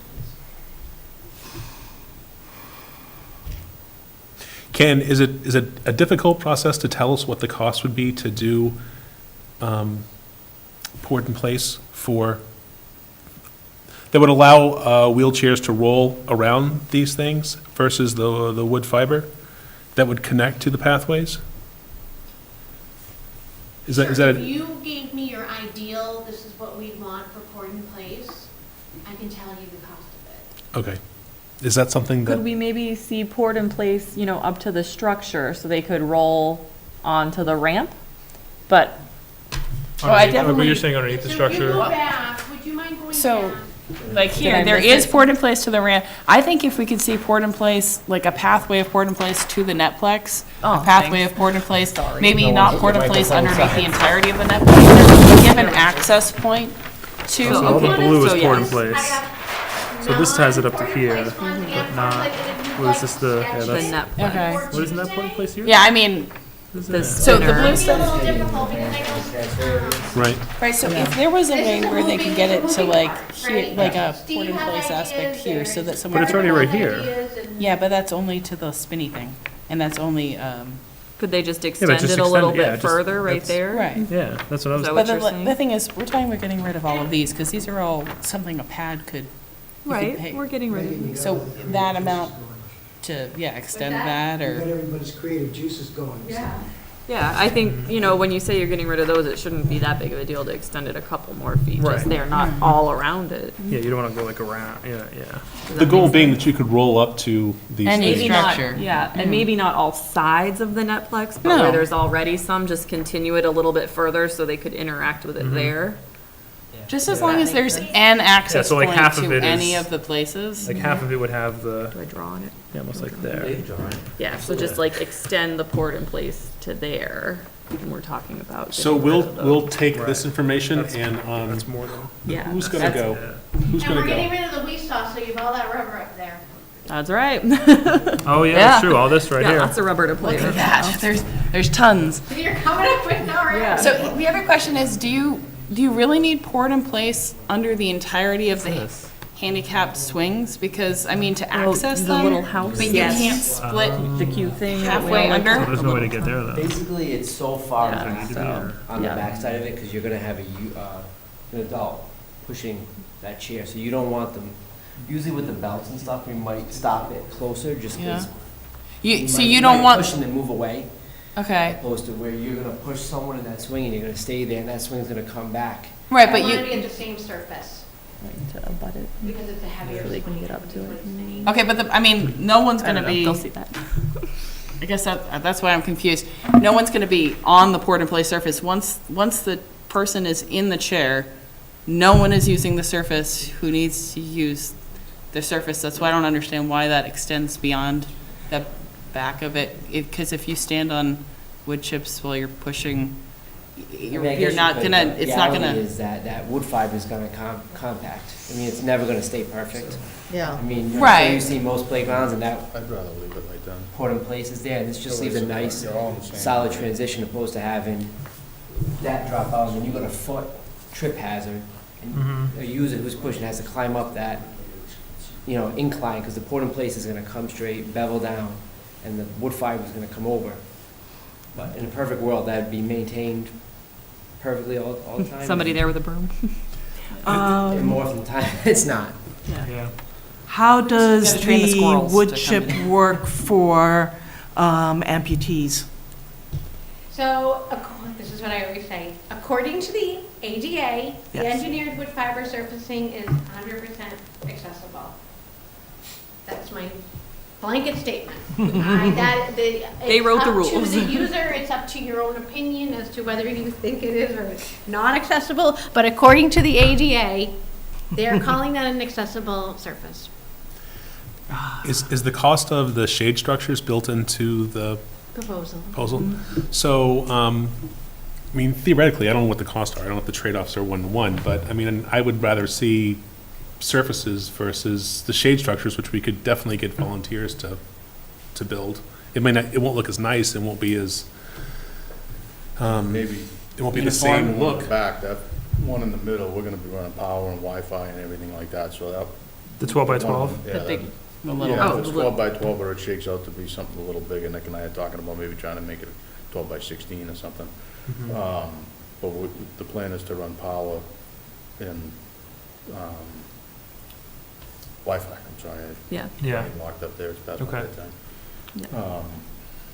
So we're Well, putting that in. How much is the 30 by 24? I guess that's what Bill's asking. Well, I guess Well, it's not even in the That's plan. land, yeah, that's just a land. That's just That a was what space I saver. was asked to give for spacing. Oh, so on that was land. just that's that not one. even a Yeah, part so of the this isn't bid. anything we can trade off for No. Well, more. the one smaller one, so how much would how much surface would that buy? Would The that, shade structure? The yeah, small one? I can tell you. I I- forget what my proposal had for that I mean, price. the thing, We need again, with Yeah. the board in place is we can always add more later, Yeah. you know? I mean, if it's, you We could push fundraise for fiber quarter. out of the way and you pour a walkway. If I don't know. You know, if we build the thing in a year from now, it's figured out that, like, everybody's running right here, you know, or everybody wants to go right there. You push the fiber away, you gravel it up, and you put the rubber in. okay. Can we come up with a cost at this, either the next meeting or the following meeting, for an ideal roll-up to everything that we want to roll up to cost, and well, see let's- how that works within the but, budget, and then we can again- fundraise for the rest? We're going all over, so let's get a equipment layout design done, and then we'll get the walkways to everything. Right. And we'll see where we fall. And then if we gotta take this one off, you know, because we're trending over budget, then that's what we'll do. But I think, you know, again, everybody gets sucked into seeing 3D drawings of giant structures and 12-foot slides that I'm gonna be the first one that goes down. So, you know, He I called think dibs, we he need did. to, we need to hit a couple of other steps or milestones before we really get. I just want to make sure that the surfaces, that we have the Yeah, no, ability I'm- to get to it. I'm And I. not gonna we've- disagree with you. We've been consistent with saying that, you know, wood chips are, meet Yeah. the level, right? Yeah, and we, But if we're talking about we can't even keep them under a swing, like, but if, I mean, there's not to say you can't put less port in place there. I mean, your minimum you need 5 foot wide. It's just, when we designed, we tried to come up with the best way to prevent trip hazards, because even under the netplex and stuff, there's a lot of traffic of kids going up and through it. You put a foot bevel section under there that just kind of goes under over a year. When that wood fiber compacts, the kid comes down, you're gonna hit your ankle on it, and you're gonna yeah. start getting kids tripping on it. saying. And, unless the wood fiber is maintained perfectly, which I don't know. No, so you're saying. Okay, yeah. So we just try to minimize it. So if you widen it by a few feet, you may get less trip hazards. An example is our monkey bar. They don't like to, Joe doesn't like to cut the rubber halfway across because exactly the kid falls and they're now. So when we do port in place, there's, if it's up against a pathway that's existing, it's gonna be a flush. Right. You're gonna come right off. Where it meets the wood fiber, you have to bevel the port in place down, and the bevel is sort of that shaded perimeter, Okay. and that's about a 12-inch bevel. So it's level, and then a bevel, and then the wood fiber goes up and over that Right. bevel, so that they're the same height. But what Joe's saying is Over now, time, yeah. over Over time, time. you can see it in any playground that Yeah. has. Yeah. In fact, if you went to Yentl this spring, the surfacing has compacted a little bit, it's shifted, and you might see, it's not gonna be a terrible shape, but you can see where you start Yeah. to see Right. the bevel. Yeah. And we're just thinking long-term that not everyone is as fabulous as maintaining their surfacing. It can be very hard for a department that has a lot to do to make sure that they're out at a playground raking and so forth. So we just think of not worst case scenario, but kind of typical scenario. Yeah. Real life. The question is, though, like, it's definitely an issue to keep in mind, but if we try to work in maintenance either through the Friends of our Field or something, if that gives the ability for kids to make things more accessible, which is our goal, then. I think redesigning the space, like I said before, do we need two of these? Do we need two of these? Do we need two of these? Maybe that shortens up things in that space, or that equipment cost now goes towards the rubber. This, we have a lot of rubber to play with now. Sway Fund doesn't need rubber. I assume It's accessible by ramp. We'd want some rubber accessible, because isn't this have like a transfer, this is like transferable from Yeah. wheelchairs, but So- currently there's no wheelchair So this accessibility. could be put here. Yeah, It could that's also yeah. be taken out of here and put maybe in between, if this is shifted up or something. Right, if we move this here, and then we pull this over here, So then that we'll gives us look more at room to this play next here. Yeah. in the Yeah. meeting. Totally, and it doesn't mean that the previous plan is out the door. It's just that this is maybe what I thought possibly was a Right. forward move, Absolutely. forward movement. It is, because Okay, now we good. can certainly, Right. the ramp is good, and then, Yeah. I really move love this putting way this over here and having thing, this yeah. be- Yep, and you can. Love it. Yeah. We would not think of all these things if you not made the changes, Right, and at least this way, even if you don't take any of our specific things, you're hearing us go, well, we'd like to try to get some ramping close to the, Yeah. 'Cause So that we lets- have- close that to lets this kids or play that. under the trees and We have rubber everything. here, here, Yeah. here, here, I'm all that for we can moving. we put somewhere else already. I Yeah. think I heard you say, this maybe doesn't have to go way out here. right, I'm trying to right. figure out why it goes I out mean, could there. it go kind It of, goes out there because there's a transfer point. So we have to provide, even if we provide a ramp, Yeah. we have to provide a point of transferring out of your wheelchair. So if you look, there's a deck here, that's a transfer point. There's a deck here, that's 16, it's a transfer point. If I'm in a wheelchair, the code, the way they're written, the ADAAG, which is the Americans Disabilities Accessibility, Americans with Disabilities Act accessibility guidelines, is you have to provide a place that if a child could transfer out of their wheelchair, they transfer to a like height.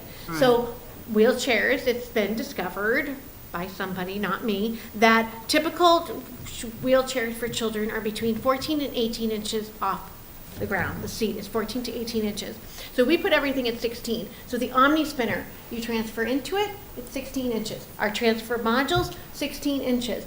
So we provided the rubber there in case somebody could transfer out of their And wheelchair. a lot also depends oh, on- okay. Right, but all of the other transfer points, you still have wood chips around. Agreed. So, I Agreed. guess that's my I mean, question is, Right.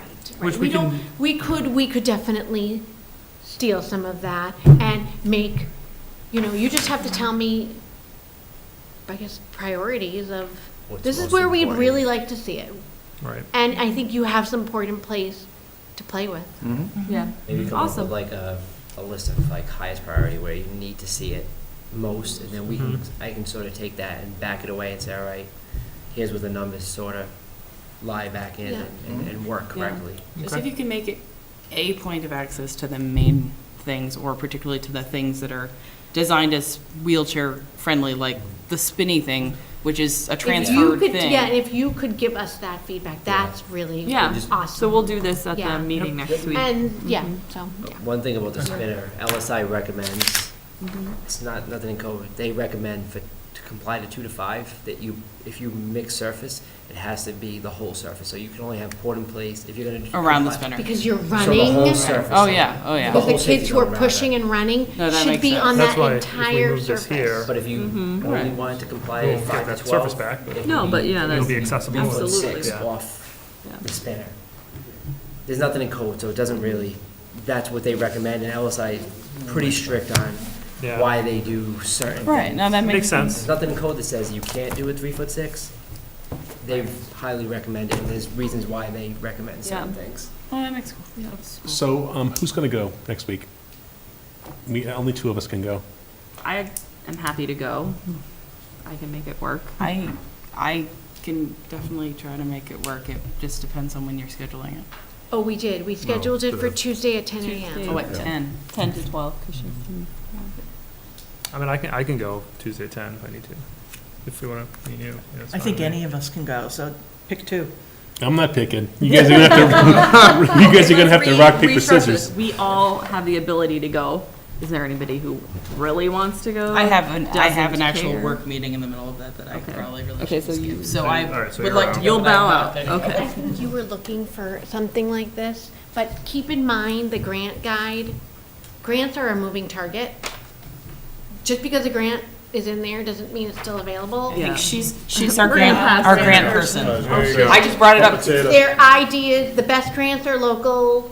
Those are national. Right. Somebody in Yeah. California is giving away money, they might be throwing a dart at the map. Yep. And those are moving targets. Those grants might not be available anymore. They could be rotating grants. They might say, we're back up in the fall.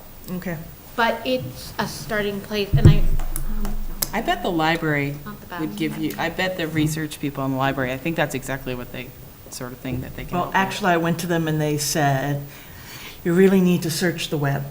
So, Never mind. Once upon a Unfortunately, time. because we live in a very fast-moving Right. Yeah. society, a grant comes up, it's April 1, you have till April 24th, we're awarding it May 16th, and you're gonna need to use the money before September 30th. So it's like, that one's there, that one's gone now, and then, I mean, you're literally like chasing a moving target, yeah. and it's hard.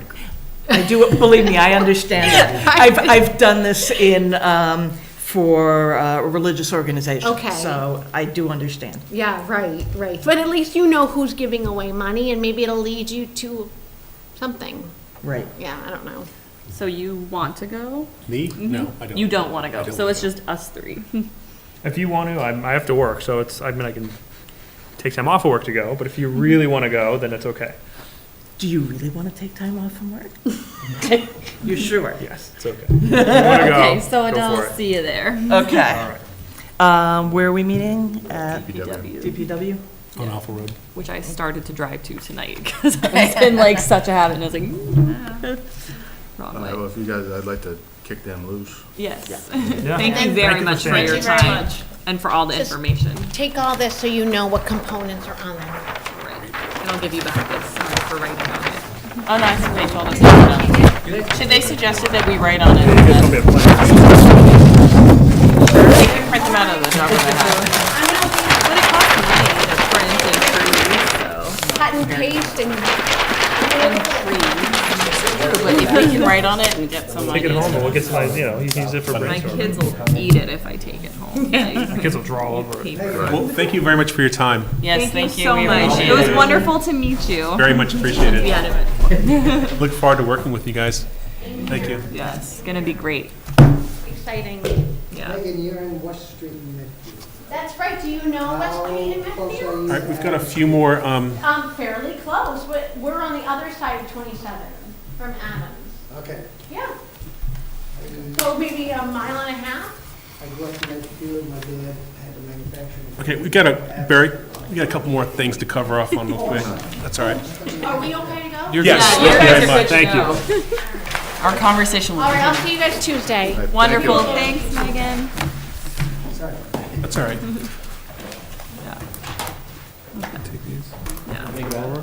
You guys are I'll done, take, right? well, I'll take a big one because I tossed mine into the pile. Pass these out when we're done. And the So, list, 'cause that'll be helpful. the second arborist tree report. Okay. Thank you. From your guys' gag, girl? Their arborist. Their arborist, yeah, okay. Thanks, yep, appreciate it. I already have. Sure, thank you.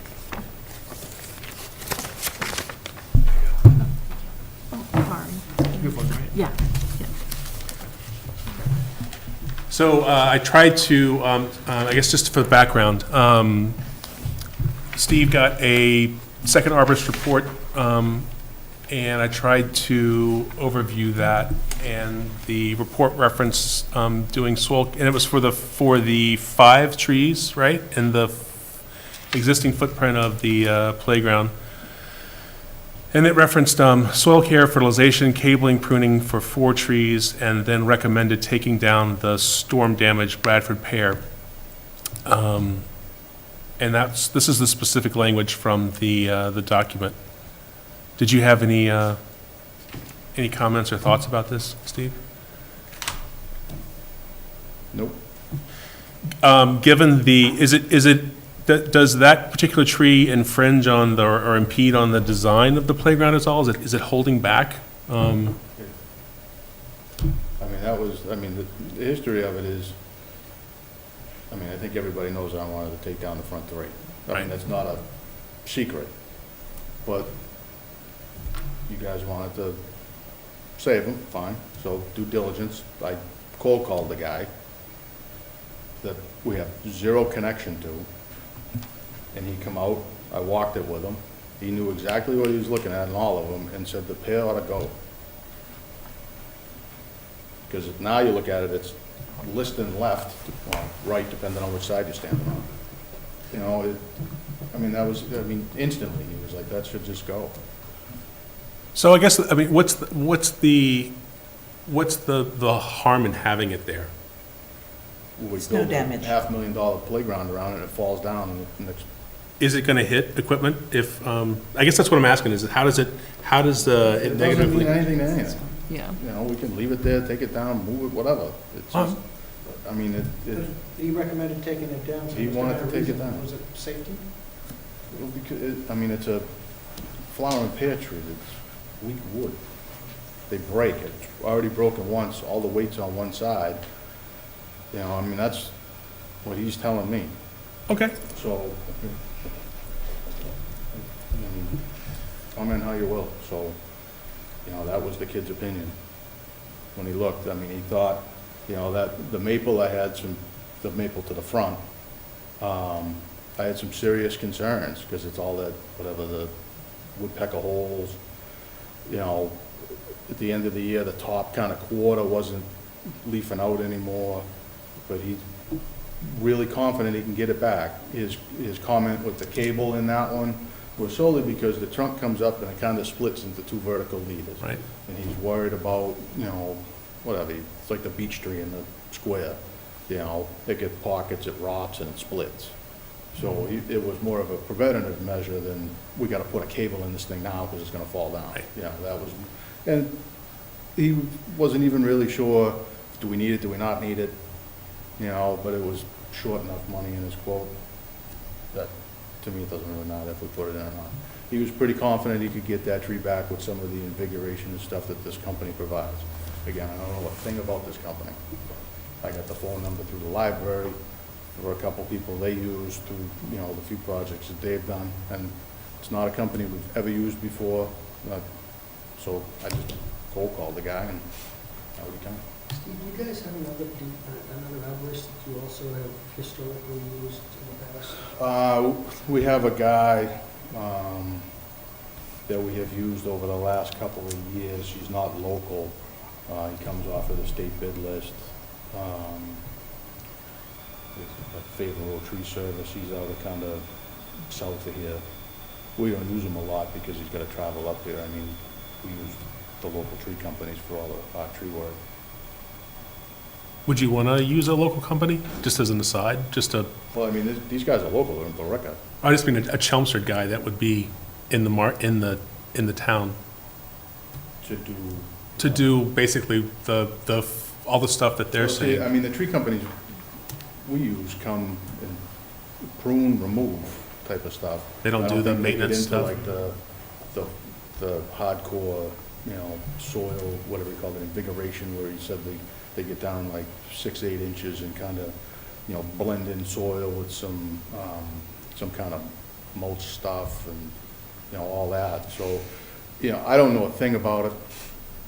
He was telling you, the 2 trees in the back, he was like, those are fine, those are healthy, those are good. We get, because the soil's compacted on top from 40 years of kids running on it. So we get a little life in them. The 2 in the front, I mean, the crabapple is what it is. You trim up some dead wood in it or some broken branches and things like that. He was gonna uplift the 2 in the back, whatever, I forget what he said, 8 foot high or something like that, so, you can walk under them. And then, like I say, the work on the 4 of them, so, I mean, it is what it is. I'll just say my thoughts about it, about removing it specifically. I think it's great that you guys are looking at doing the fertilization and soil care and stuff. I think that's great to try to, Well, I mean, we got a quote that this, well, are you planning on, we will plan on that. yeah. And would that come out of the 450, or is that gonna come out of just a different budget? We're discussing that internally. Because as far as the removal of it, I would say that if it impedes the design or if it poses a threat to any of the equipment, I could definitely see. Although it's, and I'd like to hear what you guys think, but I mean, it got hacked up 15 years ago, right? And it's lived this long, and I guess the one benefit of it is that it's not pretty, but it does provide shade, right? So in my way of thinking, I would say that unless it poses a threat or unless it's preventing us from locating something nearby or around it or whatever, I would say leave it. That's just my take. I don't know how you guys feel. Did it cost anything to get this guy to give you this? Maybe another opinion would be worth it. I mean, I get 25 opinions, I might get 25 different answers. Right. So Yeah. you gotta kind of pick it, stick it at some point. To what end? What do you guys think? Well, looking at this design, right, we can see where it is. And Megan did say that it could potentially help the design Right. because the placement of it is tricky in bringing another path. Potentially, right? But that's it. Yeah. To take it down. Right. I mean, if you look at it on the map, on the satellite view, if you were bringing in a path from the parking lot, That's exactly where you'd bring it in. that's kind of probably where you'd bring it in. I don't know exactly with this, where the fields would be exactly, but that's kind of, if you look back at the design, I could see it easily being taken out, and that gives you some more play. Wiggle. It gives you some more Talking wiggle. about visibility, If there's too. already concerns about it. I certainly wouldn't take it out if it was like a awesomely in good shape tree, Agreed. personally at all.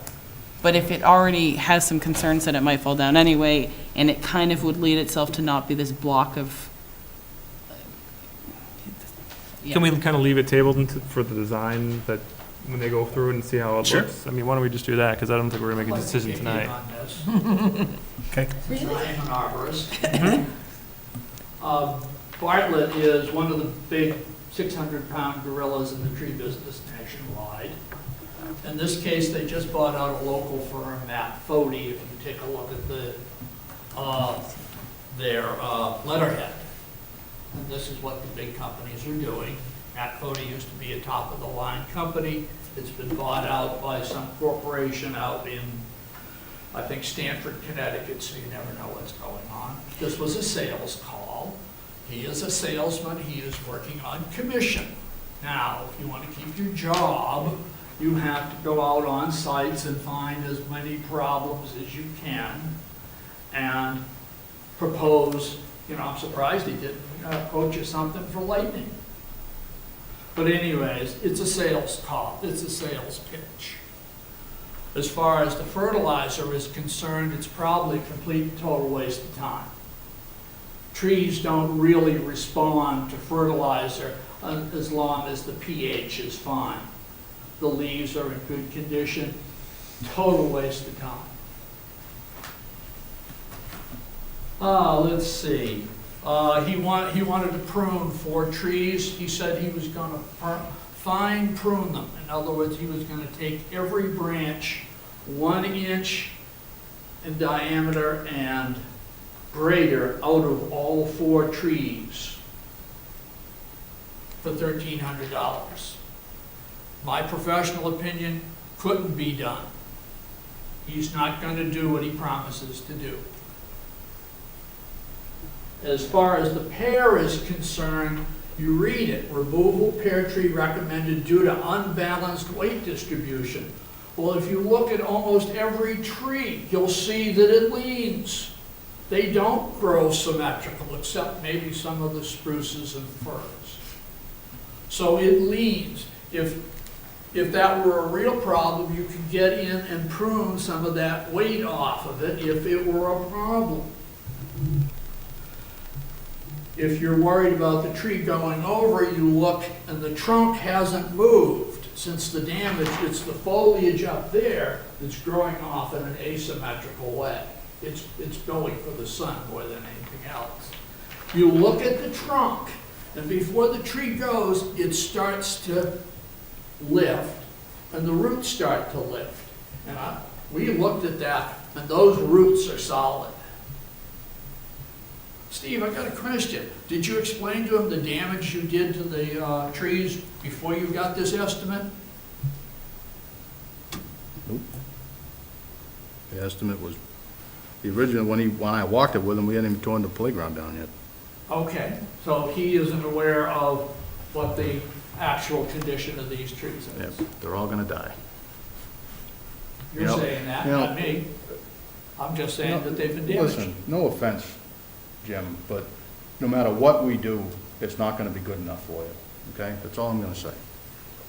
Well, if you do what you were doing, then I it called would the be. guy, what would you like me to do? I would like I Gentlemen? thought you were gonna get a tree assessment in which you go out and you pay money. All right, so why don't we table it? So anyways, Why don't we table this? So, it's up to you folks, but the pear tree really doesn't have to come down because of this report.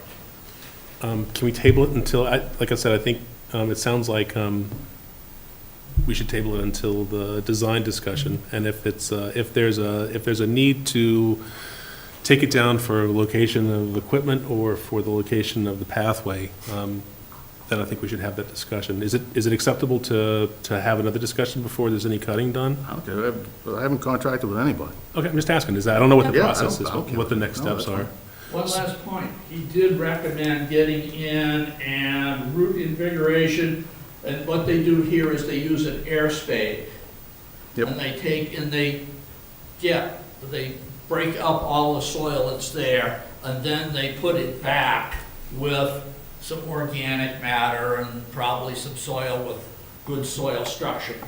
That might be the ticket. But the rest of it, there needs to be pruning, but he didn't even look at the oak tree. That definitely needs pruning. Which oak tree? I didn't ask him to The look at big it. oak tree that you cut the 2 branches off of when they were asking about the bittersweet. The one with the bad houses, I think, is the one he's talking I about. didn't ask him to look at the oak tree. Yeah, And- well, it's in the area of the playground. So can we'll table it until Exactly. the design meeting next week, and then if it's, No, I don't have any problem with it. okay. Thanks. Any other comments or questions? I wanted to give the update that you said that the twisty slide is in. Yeah, nice. honestly, when you asked me, I hadn't been back up there that day. I think I told you, I didn't even know if it was still standing or Right. not. But apparently the guys, the day before, the gentleman who was taking it, come and got it, and while they were still there with the machine, they loaded it up and off it went. Oh, good. Great, thanks for But making I was that thinking happen. after I got your thing, it'd be cool if we could, because it'd be cool if we could get, if I could contact him to see if I could get a video, would be awesome to include in the documentary, or like a photograph even. Yeah, I'll talk to Nick. There was a contact through Nick that set up with where it was going. So I don't even know if we actually know the person that has it, Okay. but we threw up, like the friend of a friend of a friend of a friend type of thing. Somebody wants it, fine. Otherwise, it was going in the dumpster. Yeah. Right, so I don't want to, I don't want to I burn think you guys so. with chasing them down, but if you'll No, get Nick I to mean, send me the we can- information, we I'll can do probably it. Find you something, Thanks. Okay. whatever, that's That'd be great. what it is. And that's all for, And like I said, we got, you know, the swings, we have all the swings. I don't know if that Right. was a concern and stuff, but those are all the shop. And some of the other little office. And do we have the bucket swing from Harrington? No, Okay. that's at that's no place. Hart, right? No? Wheelchair swing? Yeah. No, that broke during demolition. No, a year or so ago, you guys took a, Oh, there was some. The tire some- swing, Yeah, that's the at tire Hard Pond. swings at Hard Pond. okay, because there was some piece of equipment that we were talking about We were talking using about here. utilizing here, but. But that's off the table now? That's in a metal recycling facility someplace. Because as they were trying to get it out of the ground, Nick was just reminding me this morning, because I lose track of some of this stuff. It's like they, instead of pouring footings or sonotubes, they like dug a big hole, and it had like 3 yards of concrete under it, so that when they were trying to pick it, Yeah. similar to what the slide did to us that day out here. Okay. Question about the stuff that's still there on site, like that heavy metal stuff, the seats and all that stuff. Are you guys going to take that out soon? It's already taken out? Already All moved? gone. Oh, good, okay. And the railroad ties, those are all gone, so the whole place is ready, it's open and clean? Everything's Nice. gone. Good. Wooden cars gone too? Yeah, it was. Oh, that was That gone. That Yeah. was, Hard demolition. that was day one. Wow. We had so many people who wanted that. Yeah, but it was. So that's it. We get attached. Thank you. Yeah. Thank you very so much. much. Thanks, Steve. See you next week. Just a quick update, the Friends of Roberts Field, the Articles of Organization are filed with the state, so we're officially an incorporated group now. We're still working on the 1023 form. If anybody wants to help with that, I would welcome that. I don't want to say I want to, but I'm willing to look at it and see if I can make any sense of any of it. Okay. We opened the bank account, so that's open, so if we can get the brick thing going. Yes, we can do that. I brought something I can ask you after this meeting with my other hat on about. Okay. The Board of Selectmen unanimously approved the new logos and the new branding for the park, so we now have, the natural areas of the park are called the Wildlife Sanctuary at Roberts Field, and the athletic field section in the interior part is called the Playing Fields, and then it's Friendship Park at Roberts Field, and then obviously Roberts Field, but they love the branding, so, and they were. did a And the great fact that it was job. free. Yeah, he really did. Yeah, Yes, he John did a did. wonderful job, particularly for the fact that it was free. Yeah. It was amazing. They really Absolutely appreciated that amazing. part. Yes. But there were a lot of questions around the signage plan, so something we're gonna have to add to our agenda at a future meeting is developing a signage plan for the park, Okay. including rules and all that stuff, and wayfinding signs and all that, that's gonna utilize this stuff. Okay. Restaurant flyer campaign, I think you told me. I can't do anything until it's 1023, because Okay. until it's a 501c3, they won't talk. Okay, and grant writing is stuff that you can be doing. Can you connect with Stephanie Lenzillo? Yeah, I will. I just couldn't do it before the wedding or since I've gotten back. Okay. Been a little tied up with other stuff. And the corporate stuff, can you get that going? I can start, yeah. I probably can't reach out to people until we have the Yeah. If you can But I say, can start if you getting- can say, this is the information that we need, I can pull the data and we can get, I think what we need now is what the fields need to be for the database. And then I can pull that information and give it to you, and then I just think we need a process for, this is how it's gonna work, right? Sure. So we'll probably have multiple people making calls, because some people may know other people. We need to have one, need to have one central database, Absolutely. right, that all people can access, or whatever, however you think that needs to be set up, that's what I think we need Okay. from you. I'll work on it. Great. And also you can solicit pledges. The actual check can't be written until we have a Right. 503C. That's true. Would we have a date? It says what, filed in 2 weeks, so do we have a date when we'd actually get approved, or is it too, we can't speculate that? No. It's No. really hard to speculate. Because I mean, that's probably wouldn't be the right, because I 4 can go in and weeks, say, 4 hey, Depends on how many put it on your times- budget, right, because we're Yeah. gonna get approved by this date or something, but, I mean, Depends on how many shutdowns we have. Don't get me Yeah. started. And then just real quick, just to give you a quick update, our email list grew by 20, so we're at 351 now. The Facebook group grew by about 21, 572, and then our memberships for Friends Farmers Field is still the same. And we've already set our dates. I didn't see on here approving the meeting minutes that I sent out to That everybody. wasn't part of the thing, but we can do that if you'd like. I would like to get it done so I can have it off my I plate. had one note, and I sent you an email just before our meeting. Oh, It's literally. I'll read it now. It said proved, and I think you meant to write provided. That's pretty much. I can make that change. I think you. And I actually had a question for Bill about it, because the meeting on, now I can't remember, it was 12/6, 12/26. where it was maybe not broadcast by telemedia, was it recorded and then broadcast later? I just wanted to make sure I had that correct.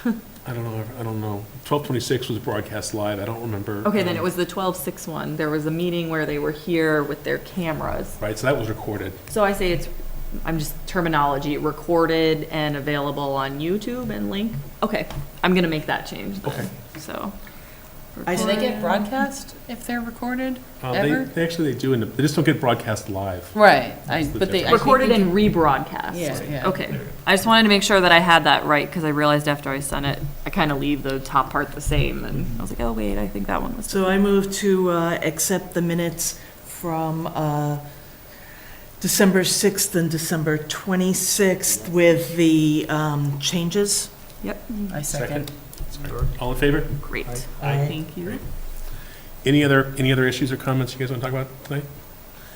We can filibuster for 5 minutes and go right to 10:30. No, that's okay. All right, I'll adjourn the meeting. Adjourned. Okay. Or thank you. how about A vote to adjourn. yeah, vote to A adjourn? vote to adjourn. Second. Yeah. All in favor? Aye. Thank you, Kurt. Thank you. Yeah.